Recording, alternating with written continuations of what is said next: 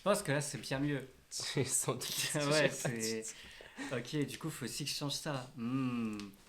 Ok. Je sais pas pourquoi, en fait, c'est que mon Zoom, il a changé de nom. Mais c'est pas grave, hein, on Tant peut pis. faire avec. Ok, donc on recommence. Donc, du coup, Potou Presse, une association locale de médias Mais ils ont marxistes, entendu, patati non? patata. Ah non, le micro, il était tellement pas activé. Le météo. J'étais en full solitaire. Heureusement qu'il y a le bon Mister X qui est passé dans le coin et qui a dit hey gros, ton micro n'est pas activé, merci mec. Je pense que j'aurais pu durer 1 heure à parler solo comme ça dans le vide, ça aurait été lourd de zinzin. En tout cas, si on est là aujourd'hui, c'est pour commencer cette fantastique année. Et comme on a une fantastique année devant nous, eh ben on s'est dit que ça y est, on allait parler de bonnes nouvelles, etc. Et donc, du coup, pour parler de bonnes nouvelles, on va parler impérialisme. Ça va être cool. Alors aujourd'hui, on avait. Je sais pas si vous avez regardé les actualités du jour, mais le Venezuela est en piètre posture. Hop, on va échanger les pages comme ça. Le Venezuela est en piètre posture et se retrouve complètement assailli par les États-Unis d'Amérique du Venezuela. Le Venezuela qui a été pris. Non, mais c'est trop grave. T'as raison, faut tout lui dire. C'est trop, Mais trop moi grave. j'adore qu'on me parle et qu'on me dise Gabin, tu fais n'importe quoi. T'es un C'est vraiment assistant, un petit peu. kink. Donc du coup aujourd'hui on voulait vous parler du Venezuela, mais le Venezuela c'est une singerie. Donc du coup les États-Unis depuis leur création ils sont vraiment là en mode nous on gère le monde entier, on veut dominer le monde et leur montrer au monde entier comment est-ce qu'on gère un pays. C'est ce qu'on appelle tout bonnement de l'impérialisme, hein, c'est vouloir gérer les pays, amasser toute la fortune, toute l'économie qu'un pays pourrait engendrer, que ce soit par les différents appareils économiques, c'est-à-dire quand on a des mines, ou quand on a des denrées rares, ou quand on a une culture bien particulière, Le ou pétrole dans le cas du qu'on a du Venezuela. pétrole dans le cas du Venezuela, mais même des ports par exemple, quand il y a des ports, des commerces, etc.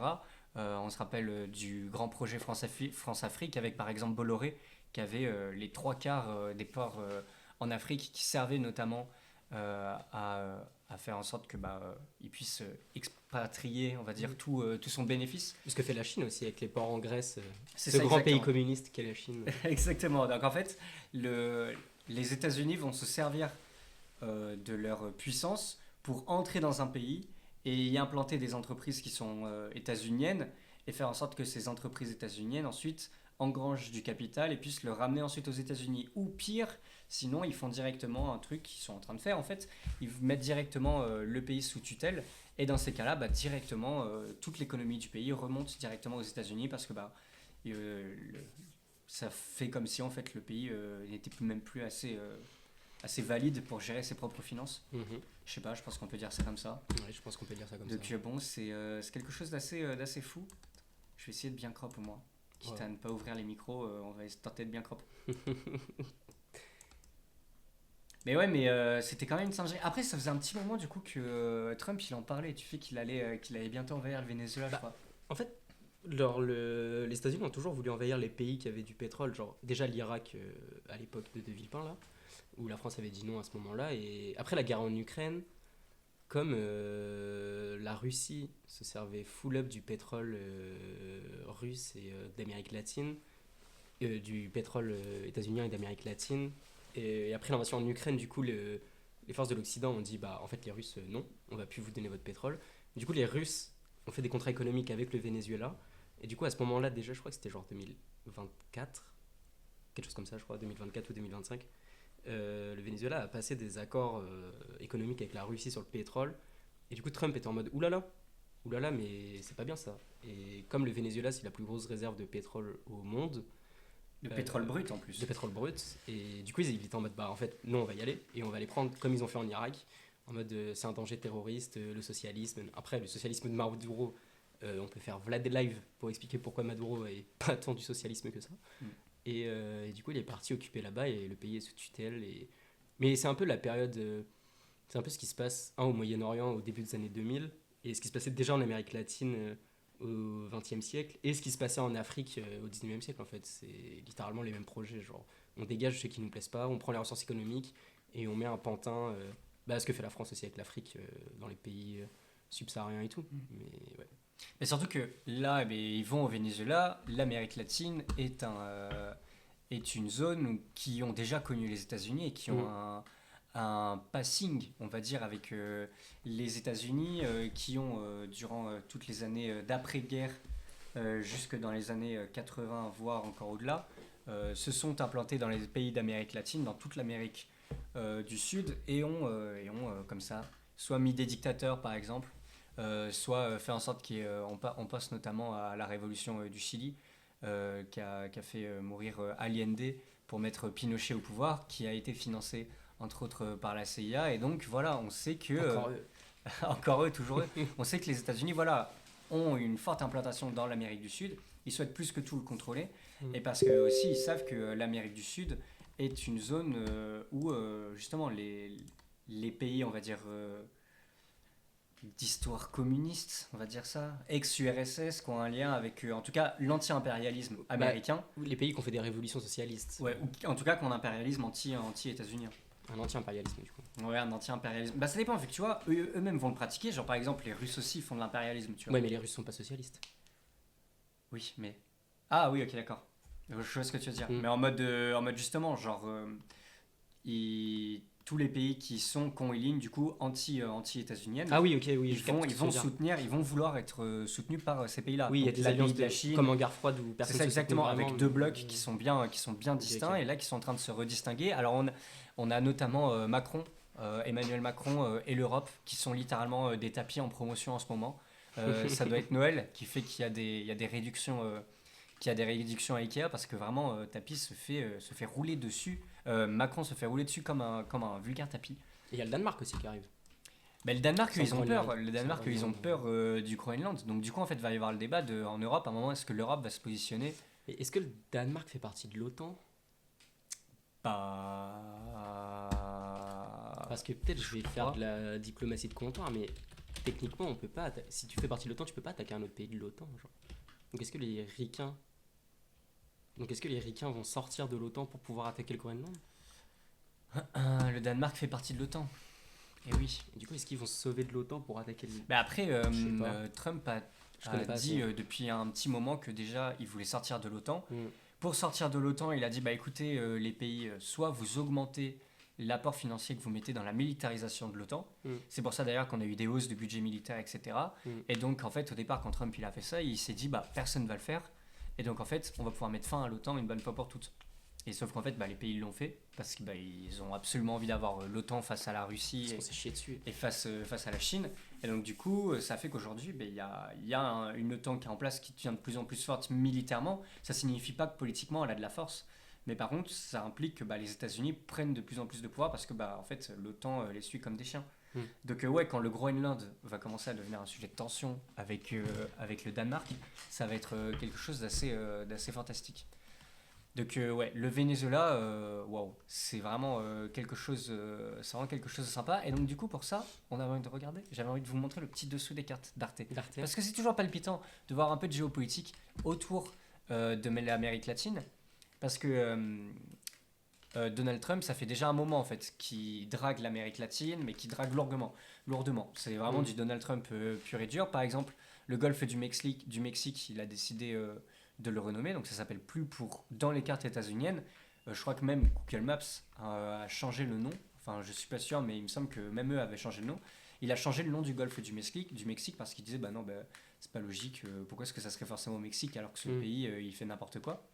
Et donc du coup, il a appelé le golfe soit californien ou états-unien, je sais plus trop. Et pareil, à Cuba, il a dit que Cuba était très mal géré, donc il voulait aller à Cuba pour aider à faire en sorte qu'il y ait une meilleure politique intérieure. La Colombie, pareil, il a dit qu'il y passerait, et toujours c'est le même argument. Soit un défaut de drogue, soit un défaut d'immigration. Donc en fait, c'est toujours le même argument de la part de Donald Trump.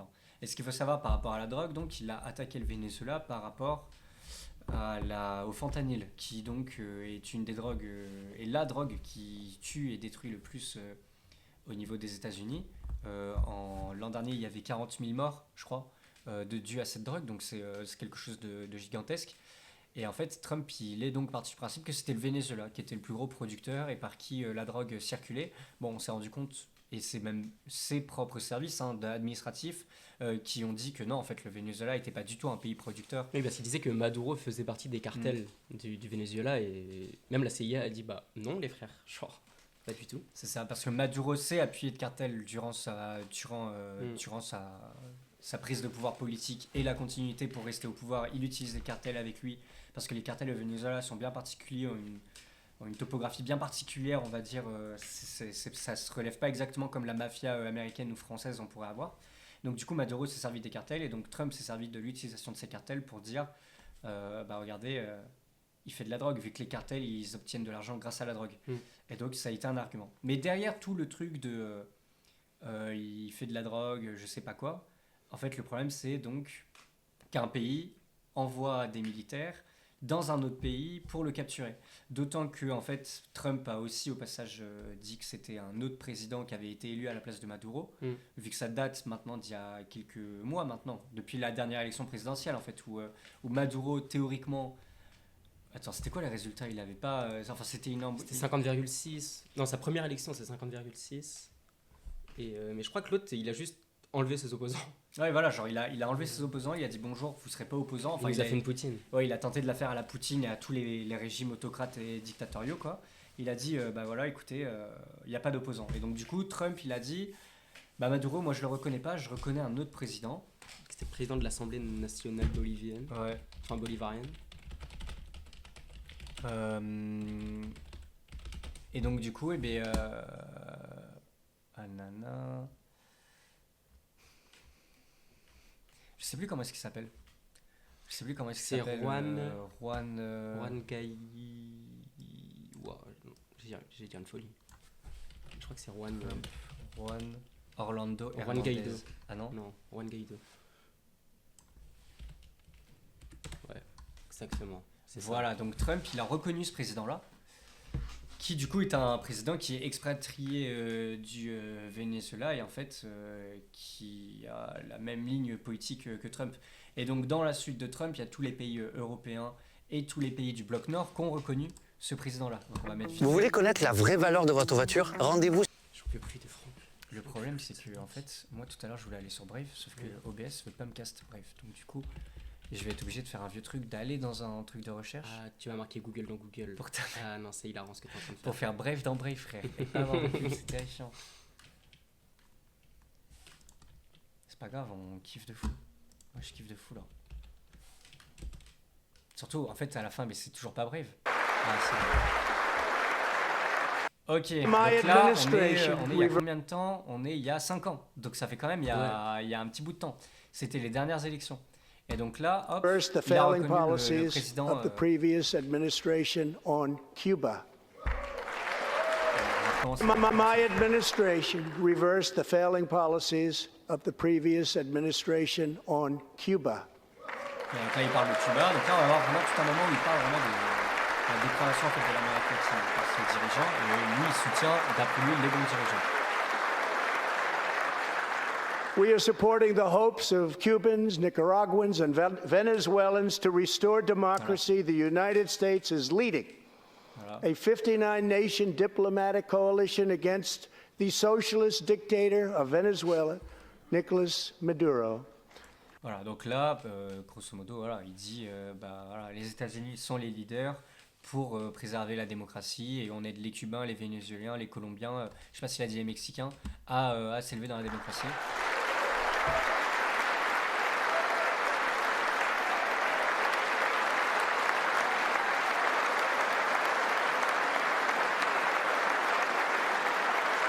Maduro is an illegitimate ruler, a tyrant who brutalizes his people, but Maduro's grip on tyranny will be smashed and broken.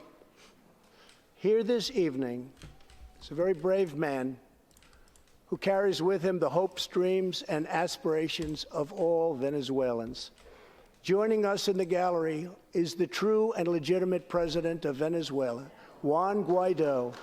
Mr. President, donc là, voilà, là on a vraiment... Hop là, please take this message back to you. Donc lui, d'après lui, voilà, Juan Guaido, c'est le vrai président des Vénézuéliens et des Vénézuéliennes. Alors, voyons un peu qui est Juan Guaido, parce qu'on va être un peu intrigué. Membre du parti Volonté Populaire. Je sais pas si ils indiquent...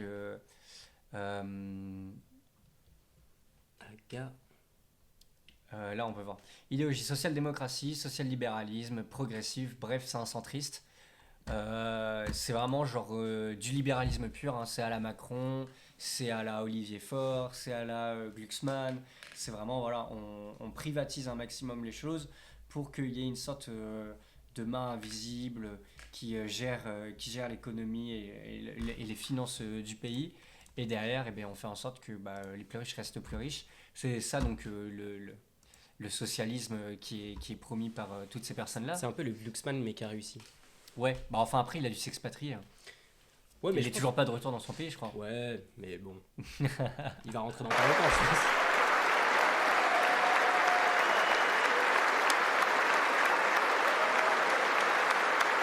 Voilà. Et en fait, le truc, c'est que c'est ça qui est sympa, c'est que quand on dit, là, ils soutiennent un président qui est expatrié, etc., ça voudrait limite dire, tu sais, qu'on soutient Maduro en mode, non, mais c'est un coup d'État contre Maduro. Donc là, dans les prochains jours, il va y avoir cette question dans les médias un peu partout de est-ce que vous condamnez Maduro ? Condamner Maduro. Est-ce que vous condamnez Maduro ou non ? Et en fait, ça va servir de la même chose, ça va servir de thermomètre, comme pour la Palestine avec le Hamas, etc., où justement, il y avait ce truc de est-ce que vous condamnez le Hamas ou non ? Et bon, moi, je trouve ça toujours drôle, en fait, de dire est-ce que vous condamnez Maduro ou non ? Oui, c'est un dictateur. Est-ce que pour autant, on a le droit d'aller l'enlever et de dire à son pays maintenant, t'es sous mon protectorat ? Non. Genre, on réagit pas à un truc extrême par un truc extrême. Ça n'a pas de sens. On donne au pire des cas les armes à un pays pour s'auto-gérer et se reconnaître soi-même dans son propre représentant. Donc ça veut dire que si c'est lui qui a été élu démocratiquement, etc., on le reconnaît, mais on le reconnaît pas de loin, et après on vient capturer le président, et après on dit voilà, maintenant le pays on va le gérer nous-mêmes. En fait, Juan Guaido, il va uniquement servir de pantin à l'administration Trump et à tout l'impérialisme états-unien en Amérique latine, qui va montrer que regardez, on a réussi à le faire une fois, on peut le refaire une seconde fois. C'est exactement comme dans les années 70. En fait, moi c'est ça que je trouve ça époustouflant, le retour en arrière, quoi. Mais quand tu regardes les discours que Trump il a fait à l'ONU et dans les confs de presse, dans les avions et tout, il insiste pas trop sur le fait que Maduro c'était la dictature non plus abominable. Il insiste sur le fait que c'est deux visions idéologiques qui s'opposent, en fait. À chaque fois il dit le socialisme, les dictatures socialistes, le socialisme, et il s'attaque aux pays socialistes d'Amérique latine, genre Cuba et tout, tu vois. Et en fait c'est plus ça le problème, en fait. Genre, en fait, si ça avait été un pays capitaliste ou juste libéral qui avait une dictature, mais qui aurait des contrats économiques avec les États-Unis, genre les pays du Moyen-Orient par exemple, genre l'Arabie Saoudite, en fait il va rien dire. Et parce que ça lui rapporte des tales et parce qu'ils ont un système économique et une idéologie qui se rapproche de la sienne. Mais dès que ça. Mais parce que le Venezuela, en fait, dans l'histoire, depuis la révolution et après Chavez et tout, ça a été un pays vraiment socialiste. Genre, il y avait une redistribution du pétrole qui était nationalisée, où le niveau de vie augmentait. C'était un des pays qui avait le plus de résultats scolaires en Amérique latine et tout. Mais quand Chavez est mort, c'est le teubé qui a pris la suite à Maduro. Un peu comme après la mort de Lénine, où c'est Staline qui a pris le pouvoir alors que c'était le dernier de la classe dans le comité central. Et du coup, en fait, c'est vraiment ça le problème qui a été chez Trump, c'est qu'à la mort du représentant socialiste du Venezuela, ça n'a pas été repris par un libéral, et ça a été repris par un mec qui était vachement con quand même, genre en vrai de vrai, et qui a fait n'importe quoi, notamment avec la thune du pétrole, et aussi envers son peuple, où il fracassait des opposants politiques, il avait une police secrète, une police armée, etc. Donc ça pouvait que partir en couille. Et il y a eu plusieurs tentatives d'assassinat aussi contre Maduro à l'époque. Et en fait, il a juste attendu le bon moment en y allant, en se disant, en fait, là, si j'attaque, qu'est-ce qui va se passer ? Les pays d'Amérique latine ne peuvent pas riposter parce qu'ils n'ont pas la puissance économique ou militaire. Et le peuple vénézuélien va rien dire vu qu'il se fait déjà maltraiter depuis 15 ans par Maduro. Donc en fait, c'était logique qu'il intervienne maintenant et là-bas. Et c'est plus les pays d'Occident, en fait, genre la France, les puissances nucléaires ou les grosses puissances économiques, qu'auraient dû prévoir ça et préparer une tranquillisation de la zone en mode wesh, après arrêtez vos bêtises, les ricains, et deux Maduro, vas-y, nique ta race, viens on change de truc, tu vois. Parce que quand Macron il met des coups de pression en 2020 en disant de toute façon on te reconnaît pas comme président, je sais pas quoi, mais qu'après, dès qu'il y a des sommets sur le climat, il va lui serrer la main en mode président Maduro, faut que je vous appelle et tout.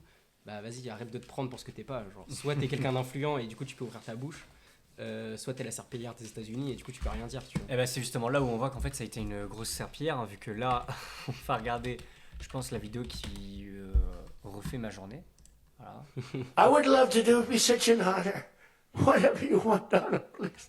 Okay, here's the story, Manuel. Voilà, donc on est là, il y a, ça a été sorti il y a un jour, mais c'est sorti il y a, ouais, c'est par rapport à donc la réaction après le Venezuela, et donc il y a eu la question de comment en fait on réagisse les autres pays avec les intentions politiques que prennent Trump, etc. sur le monde entier. Et donc en fait il explique grosso modo comment se passent les discussions, et il dit que grosso modo genre Macron est vraiment sa petite chienne, quoi. Genre vraiment Macron fait waf.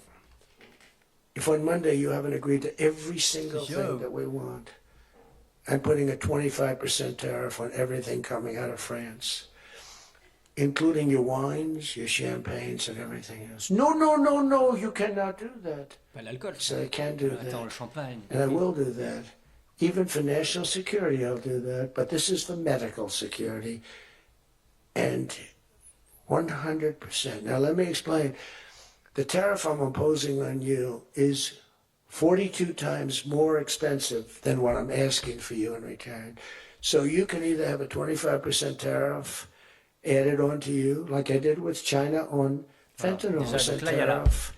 Donc là, il y a le retour de la discussion sur le fentanyl et tout ce qui est la question de drogue, et donc vraiment comment est-ce qu'il a intégré la drogue à la question de la sécurité intérieure. Added on to you, like I did with China on fentanyl. I put a 20% penalty tax on China, and it's drying up because the tax is far more than they make with fentanyl. But with the other nations, I said, you're going to do it. And you know what he said? You can't do that to me. I said, yes, I can. Il est Don't tellement worry about it. orange, It's not going to je- be that je- bad. You just have to explain it to your people, your 39 million people, that, by the way, don't vote by mail. They vote on paper ballots. They tried voting by mail, and there was fraud all over the country. We're the only country that votes by mail, essentially. You know that, right? You know, Speaker, that's another thing. We're the only country that's stupid enough to vote by Mais mail. quand est-ce Even qu'il finit Jimmy sa Carter's phrase? commission said don't do C'est it. pff, Emmanuel said to me, Donald, you have a deal. I would love to increase my prescription drug prices by 200% or whatever. I would love to do it. Be such an honor. Whatever you want, Donald, please. Don't tell the population. Please, Donald. I thank you. Every country said the same thing. No, no, no, we will not do this. Some were strong, some were very nice, some were rude. But they all said one thing, no, we won't. And within, I'd say on average, 3.2 minutes, they were all saying, we would be honored to quadruple our drug prices. So we would be honored to quadruple our prices if that's voilà, what you like. voilà la gueule de la politique que veut mener Trump. Et donc du coup, par rapport à la question, est-ce qu'on y croit ou non à l'annexion du Groenland, en fait, qu'est-ce qui empêche aujourd'hui Trump de le faire, quoi? Genre là, factuellement, on se rend compte que progressivement, depuis 10 ans, et depuis surtout le retour de Trump, même si avec les autres présidents, on pense à Biden, ça n'a pas pour autant diminué, mais c'était plus insipide. Là, avec Trump et son deuxième mandat, il revient vraiment avec les gros sabots, et en fait, il a envie de faire en 4 ans ce qu'il n'a pas pu faire la dernière fois. Et factuellement, il est là, il tente d'aller dans le Venezuela, il kidnappe un président. En fait, est-ce qu'on a vu une seule répercussion? La répercussion qu'il peut y avoir, c'est la répercussion avec la Russie ou la répercussion avec la Chine. Si la répercussion avec la Russie, la France s'est clairement alignée sur les États-Unis contre la Russie. Donc ils prendront des sanctions contre la Russie. Là, le seul problème qu'il y a, c'est le fait que le Groenland, ça appartient au Danemark, et que le Danemark appartient à l'Europe. Mais est-ce que le Danemark a assez de points dans l'Europe? Mais là, c'est toute la question qu'on disait tout à l'heure. Je crois que t'étais pas encore arrivé, mais en gros, comme le Danemark fait partie de l'OTAN, toujours, je crois. Oui, c'est le Danemark qui fait partie. Et que les États-Unis font partie de l'OTAN. En fait, soit ils chient sur la charte de. Après, c'est une charte, donc c'est fait pour être bafoué, tu vois. Genre, c'est juste un bout de papier en soi, genre ça n'engage à rien. Donc, soit il va chier dessus et il va y aller sur le terrain. Et du coup, il va prendre, sans forcément de conflit, mais au moins une possession militaire sur le terrain. Et il va dire, ok, moi j'ai tué personne. Et du coup, en face, tu vas pas pouvoir répondre en déclenchant un conflit armé, vu que ça va être toi le méchant, vu que c'est toi qui essaye de récupérer ton truc. Et c'est les États-Unis, donc militairement, ils vont te froisser. Soit il sort de l'OTAN et il s'en bat les couilles et il rentre en guerre contre littéralement l'OTAN, parce que annexion de territoire d'un pays de l'OTAN, ça engage la déclaration de guerre de tous les membres de l'OTAN. Donc soit on va vers la fin de l'OTAN, ce qui me paraît le plus probable, pour éviter qu'il y ait des conflits qui dépassent les bornes de baiser. Et comme c'est un petit pays, genre le Danemark, la majorité des pays européens vont pas se lancer dans une guerre militaire avec les États-Unis. Donc moi je mets le fait qu'ils vont laisser le truc annexé exactement comme ils ont fait avec l'Autriche et globalement tous les pays en dessous de l'Allemagne dans les années 30, en mode ok, on leur donne un petit bout de territoire et en contrepartie ils arrêtent de nous faire chier. Bon, l'histoire a retenu que ça se passait pas comme ça. Et après, est-ce qu'on va vers une troisième guerre mondiale?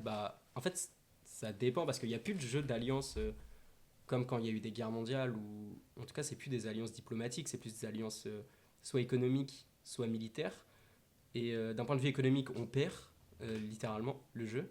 Et même si on a la 5e plus grande réserve d'or au monde. Et je savais pas ça. Impressionnant, sauf que l'or, sauf que l'or ne sert plus à rien, mais impressionnant. Rend l'argent Macron. Rend l'argent. Conflit militaire, en fait on a l'arme nucléaire, d'accord, mais c'est fait pour être pas utilisé. En tout cas, la doctrine de la France, c'est de ne pas utiliser l'arme nucléaire, c'est juste une dissuasion. Et nous, si on commence à se prendre des missiles nucléaires en France, on va faire la guerre, mais pas très vite, quoi. Genre, on va se faire froisser, tu vois. Et en tout cas, oui, ça va se diriger vers une guerre. Après, est-ce que ça sera militaire, après, en fait, économique ou quoi, le truc, c'est que, en fait, il y a une escalade au fur et à mesure de la militarisation de la politique et du rapport de force politique. Là où nous, on est très rapport de force dans le marxisme, très rapport de force conflictuel patron-ouvrier. Là, le problème, c'est qu'on a des rapports de force patron-patron. Donc, c'est-à-dire que c'est juste à vouloir montrer qui est le plus fort, si on caricature un peu comme ça. Par rapport au Venezuela, j'ai vu qu'il y avait des émissaires chinois dans le pays. Mais c'est que les Chinois vont essayer de récupérer le bébé. C'est-à-dire que là, prochainement, les Vénézuéliens, ils vont probablement, soit ils vont se laisser complètement annihiler par les États-Unis, chose que je doute fort, soit ils vont prendre les armes. Et il y a de fortes probabilités qu'ils prennent les armes, parce qu'à côté, en fait, les pays d'Amérique latine, ils soutiennent un Venezuela indépendant. Surtout les Vénézuéliens, ils souhaitent leur indépendance. Les journaux français et télévisés ont beau dire oui, c'est la fête, c'est la fin de Maduro. Oui, certes, ils sont heureux de la fin de Maduro, mais ils sont aussi inquiets de la suite. Parce que tu es heureux d'une fin, mais tu es heureux aussi quand un truc commence. Et donc, ils aimeraient bien savoir ce qui arrive. Donc, en fait, ça va exactement se passer comme pendant la guerre froide, où du coup, on va avoir des superpuissances qui prennent des bastions un peu partout contre des ressources ou contre une étiquette idéologique. Je sais pas si on peut comparer, parce que je connais pas assez l'histoire de l'Afghanistan, mais je crois que c'est un peu comme la situation de l'Afghanistan sous la guerre froide, tu vois. Genre on y va pour dire sur ses co, sauf qu'on a un pays qui est pas objectivement communiste ou socialiste, en tout cas qui est pas voué à devenir ça pour l'instant. Et du coup les ricains y vont, après ils se sont fait fouetter le cul, mais on y va. Puis les Russes viennent pour défendre, enfin l'URSS vient pour défendre. Toi aussi tu veux passer ton code et sans payer 1 euro de ta poche? Avec Stitch, tu peux réviser ton code de la route quand tu veux et où tu veux. C'est super simple, pratique et c'est toujours... Et la CIA et les Russes du coup viennent, enfin l'Union soviétique vient défendre l'Afghanistan contre l'impérialisme américain. Mais une fois que les Américains se barrent, l'URSS veut prendre le pouvoir en Afghanistan, tu vois. Et ils se font aussi foudroyer le cul. Donc je pense que le Venezuela, ça peut être un terrain comme ça, tu vois. Ce problème, c'est que c'est situé dans une zone d'Amérique latine qui est assez complexe, qui a beaucoup de pétrole, qui a beaucoup de rapports aux océans et tout, et qui est quand même une zone qui a une histoire révolutionnaire aussi. Donc ça sera compliqué, je pense. Surtout que il y a le lithium, et la Russie et la Chine commencent déjà au fur et à mesure à implanter eux aussi leur empire sur le monde. Les ports africains passent de plus en plus chinois, par exemple, pour avoir tout le contrôle au niveau de l'Afrique. Et au niveau de l'Amérique du Sud, c'est justement de plus en plus la Russie qui essaye de s'en implanter. Donc en fait, on peut vraiment se dire que ce que Trump vient de faire là, c'est uniquement un nouvel éclatement des différentes volontés d'empire économique et d'impérialisme, etc., sur les différents pays du globe. Et en fait, on peut justement se poser de la question de quelle est la limite qu'ont les pays. On s'est rendu compte que l'OTAN, ça ne fonctionnait pas, que le droit international, ça ne fonctionnait pas, mais aussi ça ne fonctionne pas parce que les pays ne jouent pas eux-mêmes le jeu. Macron, pendant qu'il soutient... Parce que, attends, mais le tweet de fou furieux de Macron... Dis-moi Gabin, pourquoi la diplomatie, ça ne fonctionne pas ? Parce que ça serait un truc régi uniquement par la bourgeoisie pour faire en sorte de s'avantager entre eux. Oh, étonnant donc. Étonnant. C'est vraiment la preuve que quand on vous dit oui, on fait de la démocratie, etc. C'est vraiment vous montrer que tu peux que être gentil avec le plus fort. Voilà. Ça va de soi. Genre la démocratie, c'est uniquement un totem qu'ont sorti les élites bourgeoises et les empires bourgeois pour dire allez, on donne un peu de pouvoir, mais en fait, qui gèrent eux-mêmes le pouvoir parce qu'ils gèrent le débat politique, ils gèrent les résolutions politiques, etc. Et donc là, justement, il y a la question de, en fait, jusqu'où est-ce que ça peut aller, mais à quel point aussi est-ce que ça peut se finir, vu qu'il n'y a personne qui désescalade. Il y a notamment Macron donc, qui dit, écoutez, moi, je m'en fous, Maduro, il vient de se faire virer, c'est pas grave, les Vénézuéliens et Vénézuéliennes, ils sont heureux et heureuses, parce que Maduro, c'est un enfoiré. Et en fait, pendant ce temps-là, Macron, il sort une annonce. Il annonce que, en cas d'accord avec la Russie, les soldats français iront en Ukraine. Donc, ce qui signifie que, en fait, ce qui se passait à la fin de la guerre froide, où on avait justement des bastions, de l'Atlantique Nord, on va dire, qui se positionnaient dans tous les anciens pays du RSS, là, on a la même chose. En fait, on va avoir les pays qui vont s'implanter dans les pays qui sont frontaliers avec des pays ennemis, on va dire, du bloc nord, donc qui comprend toute l'Europe et toutes les États-Unis. Et en fait, ils vont du coup s'implanter pour essayer de créer une sorte de nouvelle frontière qui fait que si tu rentres dans ce pays-là, tu rentres face à tous les autres pays, et donc ça fait que tu rentres en guerre face à tout le monde. Kissinger disait être ennemi des Américains, c'est dangereux, et être ami des Américains, c'est mortel. Mais vraiment, j'ai jamais vu une relation plus toxique que les Amériques. C'est quelque chose de malade, quoi.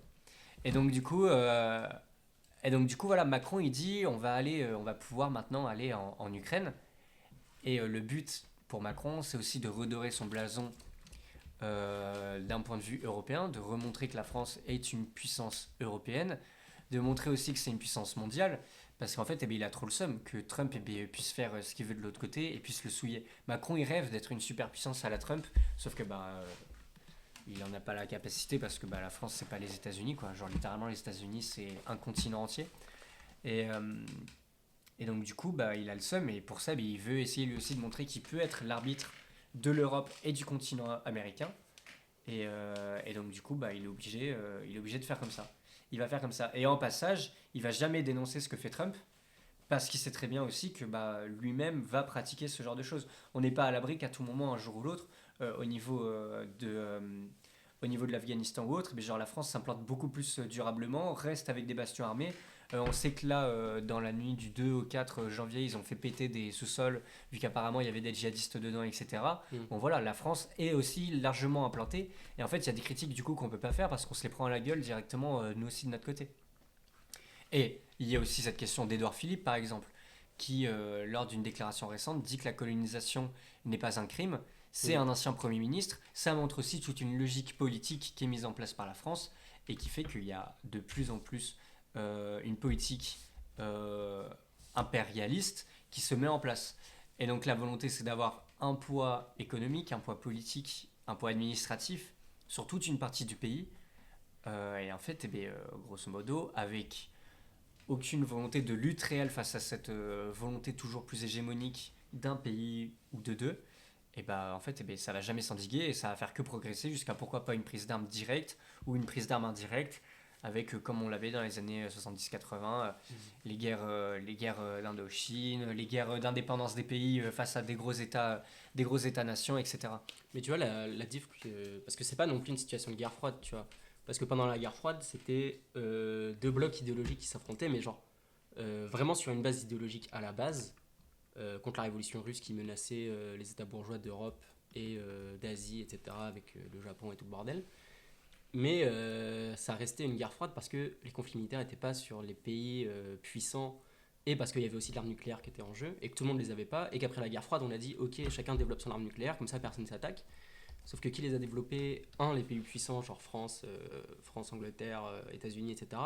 Et des pays qui font pas partie des grosses puissances économiques non plus mondiales, ou qui sont pas encore assez développés par rapport à l'Occident ou par rapport aux États-Unis. Genre l'Iran, on sait pas trop, mais sans doute l'Iran. Israël, les choses comme ça, tu vois. Et du coup, en fait, s'il y a conflit armé entre grosses puissances qui sont censées être alliées et participer à la dissuasion nucléaire globale, là ça va vraiment être une sauce de baiser parce que on pourra pas se mettre ailleurs, ils vont pas pouvoir choisir un terrain de guerre qui les concerne pas trop comme ils pouvaient faire sur la guerre froide ou au niveau de la Deuxième Guerre mondiale, etc. Et c'est surtout que là il y a plus de bloc idéologique en fait dans le monde, genre la Russie n'est pas la représentante du socialisme comme ça pouvait l'être avec la propagande stalinienne, etc. Et l'Amérique latine là était un petit peu à l'époque quand il y avait encore Castro après avec Lula et puis ensuite Chavez et tout, mais on peut pas dire non plus que c'est un bloc soviétique quoi, genre c'est pas un bloc socialiste en Europe. Il y a la Chine après qui prend ouais, mais la Chine c'est pas un régime socialiste ou un régime communiste qui va aller financer des partis communistes étrangers, tu vois. Là ce que la Russie, enfin ce que l'URSS faisait, où ils allaient financer les partis révolutionnaires en Amérique latine, en Afrique et en Europe, comme les Toubrières d'ailleurs avait fait, et là actuellement il y a aucune grosse puissance à ma connaissance qui finance des groupes armés révolutionnaires dans le but de faire une révolution anticapitaliste, tu vois.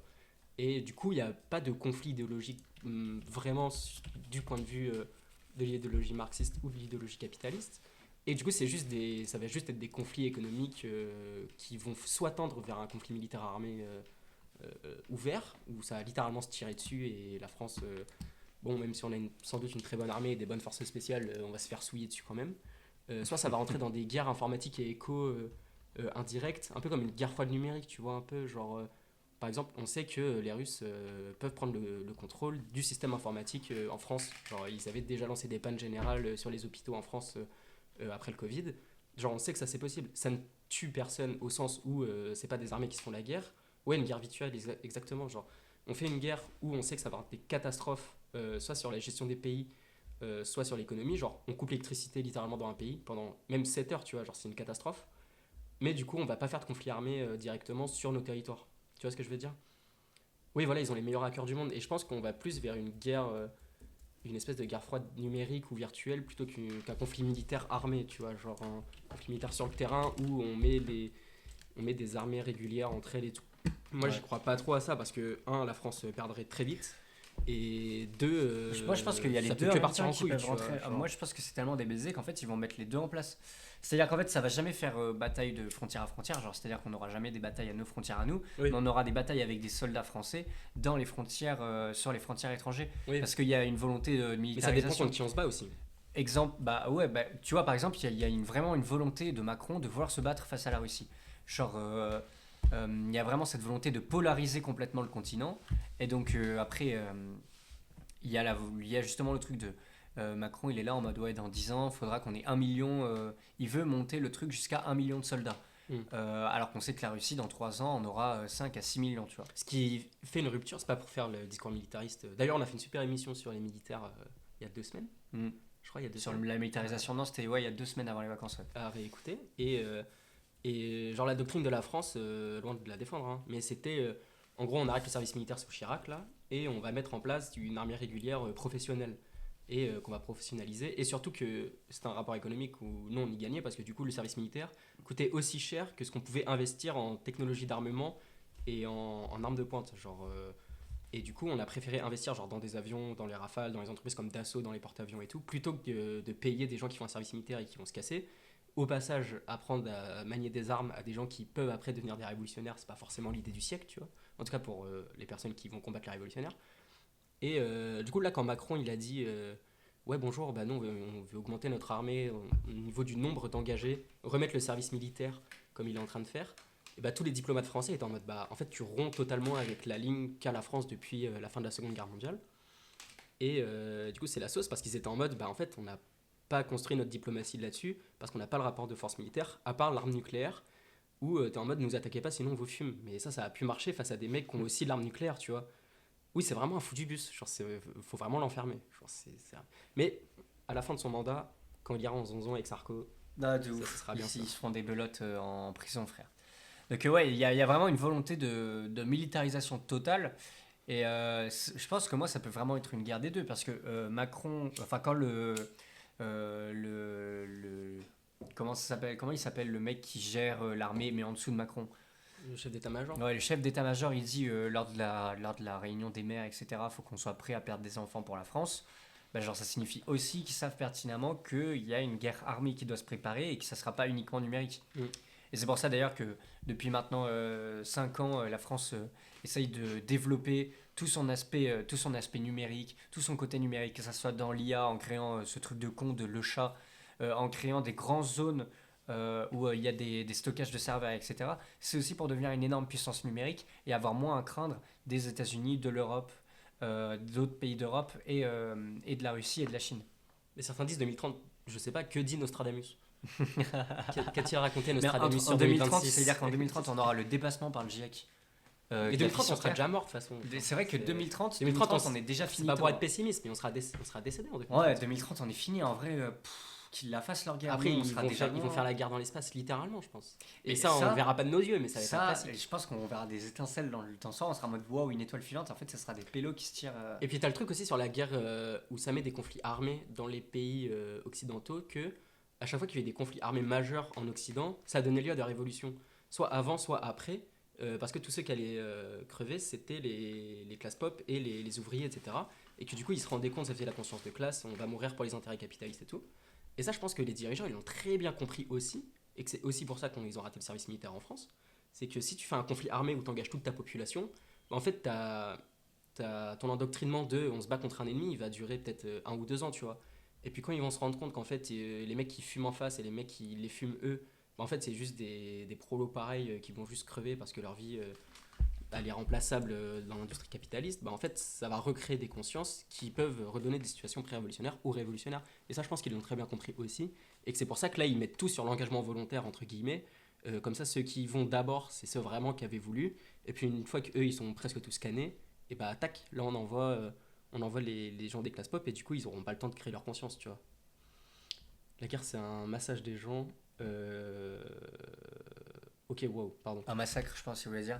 Non, c'est un massage de gens qui se connaissent pas au profit de gens qui connaissent mais qui se massacrent pas. Oui. Mais oui, c'est ça en vrai. Oui, c'est ça. Littéralement, ouais. Ouais, c'est vraiment ça. Donc du coup, il y a vraiment une montée de la militarisation. C'est-à-dire que même, je comprends pas en fait qu'à gauche, en France, on n'en parle pas autant que ce qu'il faudrait. C'est-à-dire qu'on a l'impression limite que tout va bien. Genre, je veux dire, normalement, là, tu devrais avoir un parti, notamment le Parti communiste français, si théoriquement il se revendique toujours communiste, mais il ne l'est plus depuis les années 60, qui devrait revendiquer notamment la fin de la militarisation, la fin de la guerre, la fin de la volonté de la guerre, etc. Sauf qu'on a l'impression que ça passe complètement à la trappe, etc. Je pense qu'il y a plusieurs problèmes par rapport à ça et à cette fin et à ce non-débat sur la militarisation. C'est le fait qu'en fait, il n'y a aucun pays qui a réellement des idéaux tranchés sur les militaires. C'est-à-dire que genre, il y a aucun parti aujourd'hui qui revendique la fin des militaires ou la fin d'un service militaire. Même l'AFI propose un service militaire réajusté, etc. Mélenchon, il est hyper fier de l'Empire français. Tu trouves que le PCF est plutôt correct? Moi, je trouve que le PCF, il fait pas vraiment le taf. Hein. Quand on regarde les déclats, Roussel...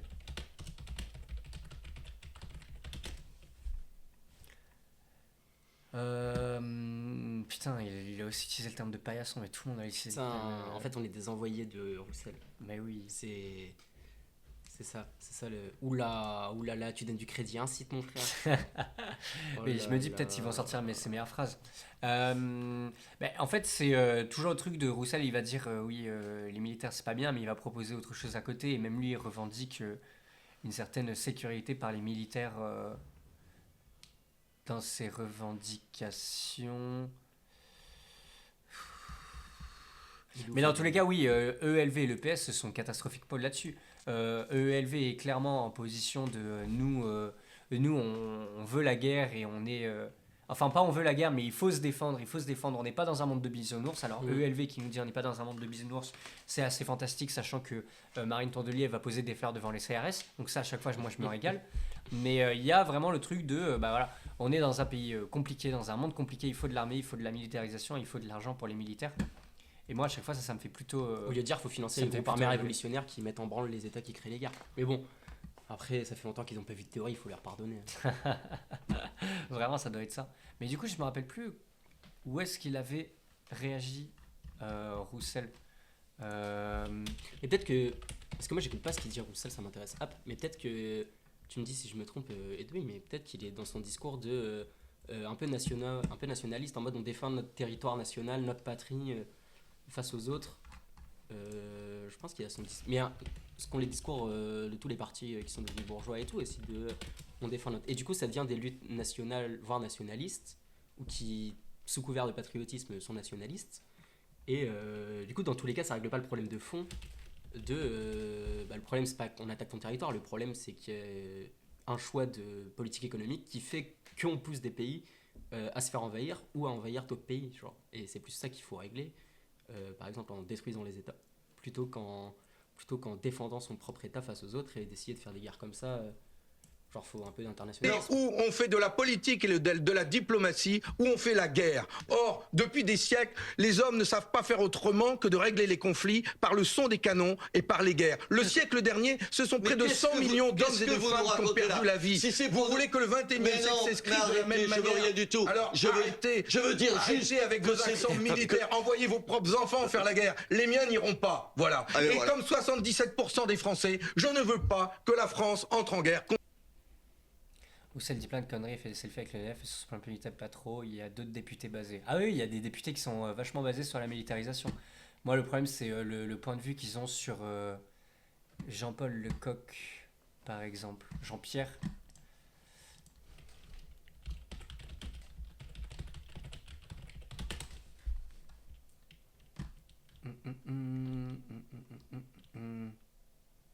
Bah après, il me semble quand même que le PC, genre toujours loin de moi l'idée de défendre Roussel ou quoi, tu vois. Mais moi je t'avoue que je suis pas super informé sur les doctrines du PC parce que bon, ça m'intéresse plus. Mais il me semble que le PC a toujours gardé le souvenir de la guerre comme un fardeau quand même. Ah oui. Et c'est ce qu'on disait dans l'émission il y a 2 semaines avec Quentin qui était un élu PC et qui est adhérent au PC depuis je sais pas combien d'années et qui avait un grand-père qui a été résistant communiste, etc. Où il est en mode, en fait, nous, on a conscience des enjeux militaires et de la guerre, mais genre, on va pas non plus encourager la militarisation, tu vois. Donc, oui, le PC a quand même gardé son trait, pas antimilitariste, mais on va pas pousser à la guerre non plus. Et, mais bon, après, est-ce que le PC va avoir une influence? Je ne pense vraiment pas. En fait, c'est ça le problème, c'est qu'aujourd'hui, le PC a plus aucune influence, ces discours sont creux parce que, un coup, justement, Roussel va avoir un comportement qu'on va qualifier de sympathique par rapport à justement tout ce qui est que de la côté de la guerre, de la militarisation, le fait de ne pas envoyer les enfants, etc. à l'armée, mais en fait à côté, étant donné qu'il fait que des dingueries, son discours en devient inintelligible et ça dégoûte quoi. Donc, est accusé de brouiller le message. Et là on va faire une émission sur Roussel. Non, de ouf, non. Mais Yann Brossard par exemple, je préfère les analyses politiques de Yann Brossard que de Roussel, mais bon, je pense que ça c'est un comportement des plus. Mais je sais pas si à la fête de l'UMA cette année il y avait une conférence sur la guerre, j'ai pas regardé. Si, il y en a eu, je crois qu'il y en a eu de la part. Attends, je me rappelle, j'en ai vu une dans le programme, mais il y en a eu, mais en fait ça dépend des organes, mais c'est un sujet qui date de longue date, c'est-à-dire que ça fait déjà 2 ans qu'il y a les budgets de l'armée, etc., qui font que augmenter, où ça avait doublé déjà il y a 3 ans.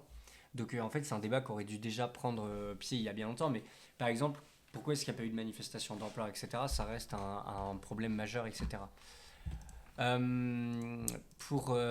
D'ailleurs, Edu Plénaire, est-ce que tu veux venir pour faire ta tier list ou je sais pas quoi? Tu voulais rejoindre, je crois, tout à l'heure, mais je me rappelle plus si tu as dit que tu venais ou non.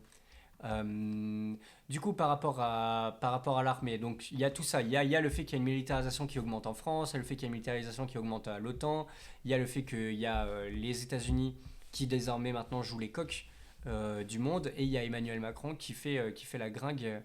T'es sur Discord? Mais attends, mais bouge pas. Ah. Allô? Normalement on t'entend si j'ai bien réglé les choses.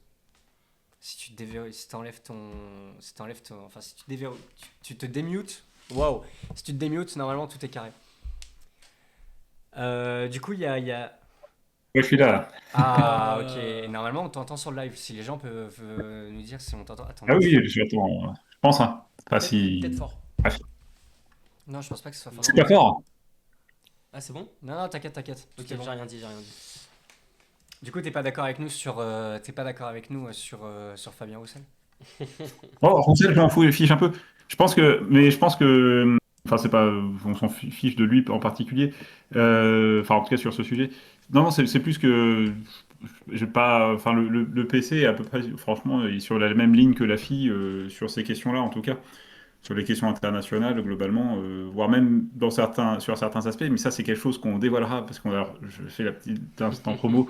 On a la tier list des Vat en guerre qu'on a fait en première partie. Qui est déjà sur la chaîne YouTube Ventre Presse, Ouais. partenaire de Robin Couillon. Et comme on n'a pas eu le temps de tout faire, on n'a pas fait tout le monde. Et il y aura la deuxième partie, et vous le verrez peut-être dans la deuxième partie, les analyses fines des positions des uns et des autres. Mais même le PC là-dessus, par exemple, le PC a toujours été traditionnellement pour le désarmement nucléaire, ce que n'est pas du Oui. tout la FI. Oui, Par exemple, ça c'est un exemple. Tu vois, Mélenchon est pour l'arme nucléaire. Alors après, on peut en débattre, hein. Est-ce que c'est un vrai truc qui permet la dissuasion et donc d'une certaine manière d'empêcher les conflits? Ça, j'en sais Ah rien. non, Mais, la tier list. pardon. Mais voilà, en tout cas, par exemple, là-dessus, tu vois, il y a peut-être des petites divergences sur la FI. Mais par exemple, tu prends les votes à l'Assemblée nationale sur les 2 dernières années sur des sujets comme ça, t'as les mêmes votes entre le PC et la FI, quoi. Ouais, Donc, mais eux, ils ont la même vision justement sur tout ce qui est le côté pacifisme, etc. En mode, bah voilà, on peut pas favoriser un armement, etc. excessif, mais par contre, par rapport à l'aspiration militaire du pays, ils vont avoir une vision qui casse pas trois barreaux de chaise, quoi. Genre vraiment, la fille a un côté très fierté de l'Empire français, etc. Quand Mélenchon oui, il est dans les ah pays, oui, bien etc. sûr, Donc ils oui, n'ont pas oui, non oui. plus envie de réduire le côté militaire de la France et la militarisation des pays. Enfin moi, c'est comme ça que quand je Ah les oui, entends, la c'est un fille peu aussi, ça que oui, je vois. d'accord. Oui, oui. Ah oui, non, non, on est d'accord là-dessus. Je pensais que c'est que tu mettais le PC pire que la fille là-dessus, alors qu'en fait, Non, non. non, non. Non, Enfin, non. Mais oui, ça. le PC veut sortir de l'OTAN aussi, non? Comme la fille. Ah, bien sûr, oui, oui. Oui, ils Ouais, sont ouais. anti-atlantistes, je crois. Oui, oui. Ah oui, là-dessus, ils sont assez clairs là-dessus. Même la fille, d'ailleurs, des fois, on ne sait pas trop, mais enfin, la fille comme le PC, certains cadres, des fois, ils vont. Allez, on veut citer des noms ou pas? Non, mais, non, non, mais par exemple, tu prends une Manon Aubry, elle n'a pas forcément la même position qu'une Clémence Guettet, tu vois. Bah, Par exemple, Clémence ils ont Guettet, peut-être pas la même formation théorique aussi, tu vois. ouais, non, mais elle vient pas du même endroit. Clémence Mm, Guettet, elle vient du parti de gauche, donc mm. le parti de gauche, c'est quand même. Alors que Manon Aubry, elle vient quand même plutôt du PS et tout ça. Ouais. Mais non, mais par exemple, Clémence Guettet avait pris des positions en disant qu'il fallait sortir de l'OTAN, ce qui est normalement dans le programme de la FI, mais tu sens que tu as des gens, notamment les députés européens de la FI ou les députés européennes de la FI, qui, eux, sont un peu moins anti-atlantistes que le reste de la FI, quoi. Tu vois, Ouais, ouais, ouais. et je pense que Manon Aubry, si elle est peut-être moins claire sur la question de l'OTAN que Oui, le oui, reste de oui, la FI, quoi. carrément. Ouais, ok. Alors que l'OTAN, on pourrait faire une politique d'entrisme et le transformer en nouvelle arme soviétique, tu vois. Ah, non, mais là, tu fais du Benoît Hamon, je suis désolé. Enfin, tu vois, c'est les SOSDEM là qui vont dire ouais, il faut rester dans l'OTAN, on va la changer d'intérieur et tout ça. Par exemple, notamment, on va citer des noms, moi j'aime bien balancer des noms. Non, mais chez les Verts, par exemple, si on prend Sandrine Rousseau, que certains à la fille aiment bien parce qu'elle est quand même plus proche de la fille que le reste des Verts, Mm. même elle avait pris position en disant qu'il fallait que la Finlande, en fait, elle avait pris position pour l'élargissement de l'OTAN à la Finlande et à l'Ukraine, par exemple. Mm. Donc, Oui, vu qu'ils paniquaient face à la Russie, vu qu'ils paniqueront toujours, ils arriveront facilement à entrer dans cette idéologie hmm. des États-Unis et donc du coup de cette idéologie atlantiste de on va se faire attaquer par l'Est. Donc à chaque fois ils vont paniquer dès qu'ils vont voir un truc, quoi. Et au lieu de donner le pouvoir directement au peuple ukrainien et essayer de se débarrasser du coup de ce dilemme qu'ont les Ukrainiens entre rejoindre la Russie ou rejoindre l'Europe, ils préfèrent directement tout le monde, armer tout le monde. Donc c'est assez terrible, je trouve. Ok, j'ai sorti la vidéo que vous avez postée il y a 3 jours. Donc Il y a 3 alors jours, vous avez tout à fait fait. Henri Alecor, Jorescor, Aristide Briançor, Bah, on va peut-être pas Rasta. faire toute la vidéo quand même, Non, mais non, on va pas se non, non, refaire. mais Non, non, Je non, on va pas regardais se juste, faire. regardez juste un peu le classement que vous avez fait. Donc les catégories, ouais. on va aller Est-ce au qu'on peut, dernier est-ce qu'on moment. peut expliquer les catégories? Ah, je peux expliquer, c'est expliqué dans la vidéo, mais pour faire court, c'est vrai que les termes peuvent surprendre, mais en gros, ceux qui sont en rouge, c'est les gentils, et ceux qui sont en vert, c'est les méchants, en gros. Bon, après, on n'a pas choisi les couleurs, c'était le logiciel qui nous imposait ça. Mais en gros, bah, ceux qui sont en haut, c'est les camarades les plus fiables, on va dire, et ceux qui sont en bas, c'est les pires, quoi. Et enfin, qui sont pas du tout, d'ailleurs, du tout des camarades, on va dire plutôt les fachos en grande majorité, mais pas que des fachos, quoi. Bon, bah, CIA, voilà, on prend du plus pire au meilleur. CIA, CIA, bah, le titre parle Bah, de lui-même. Glucksmann, Hein. c'est son délégué, hein, vraiment, ça me va Ah, c'est tout ça, ouais. seul Ouais. là-dedans. Après, il y a Pasqua. Alors, Pasqua, c'est une catégorie un peu tordue. En gros, parce que en fait, c'est ceux qui sont pour tous les conflits, sauf un ou deux, on va dire. Typiquement. Et pourquoi Pasqua? Parce que bah, le côté Pasqua, qui a été le ministre de l'Intérieur, qui a tué des gens, etc., mais qui peut-être avait le côté un peu gaulliste, entre guillemets, et qu'il y avait peut-être sur un conflit ou deux, il était peut-être anti-américain, tu vois. Et bah, en gros, c'est pas pour tracer des lauriers, mais c'est pour, tu vois, c'est pour dire que Jadot, bah, Jadot, fais gaffe, tu tiens des positions parfois pires que le RN, quoi. En gros, c'est ça l'idée. Mais c'est aussi pour dire que, tu vois, quand Pasqua, c'est aussi, bah, il était ministre de l'Intérieur. En fait, c'est des gens qui, par exemple, veulent moins veulent enlever du budget à l'armée, peut-être, ou pas forcément enlever du budget à l'armée, mais qui seront prêts comment dire, je sais pas, comment dire, en fait, qui veulent peut-être qu'on n'envoie pas d'armes, par exemple, à l'Ukraine pour pouvoir avoir plus d'argent pour mettre dans la police, quoi. Tu vois, c'est un peu ça. Ouais, ok.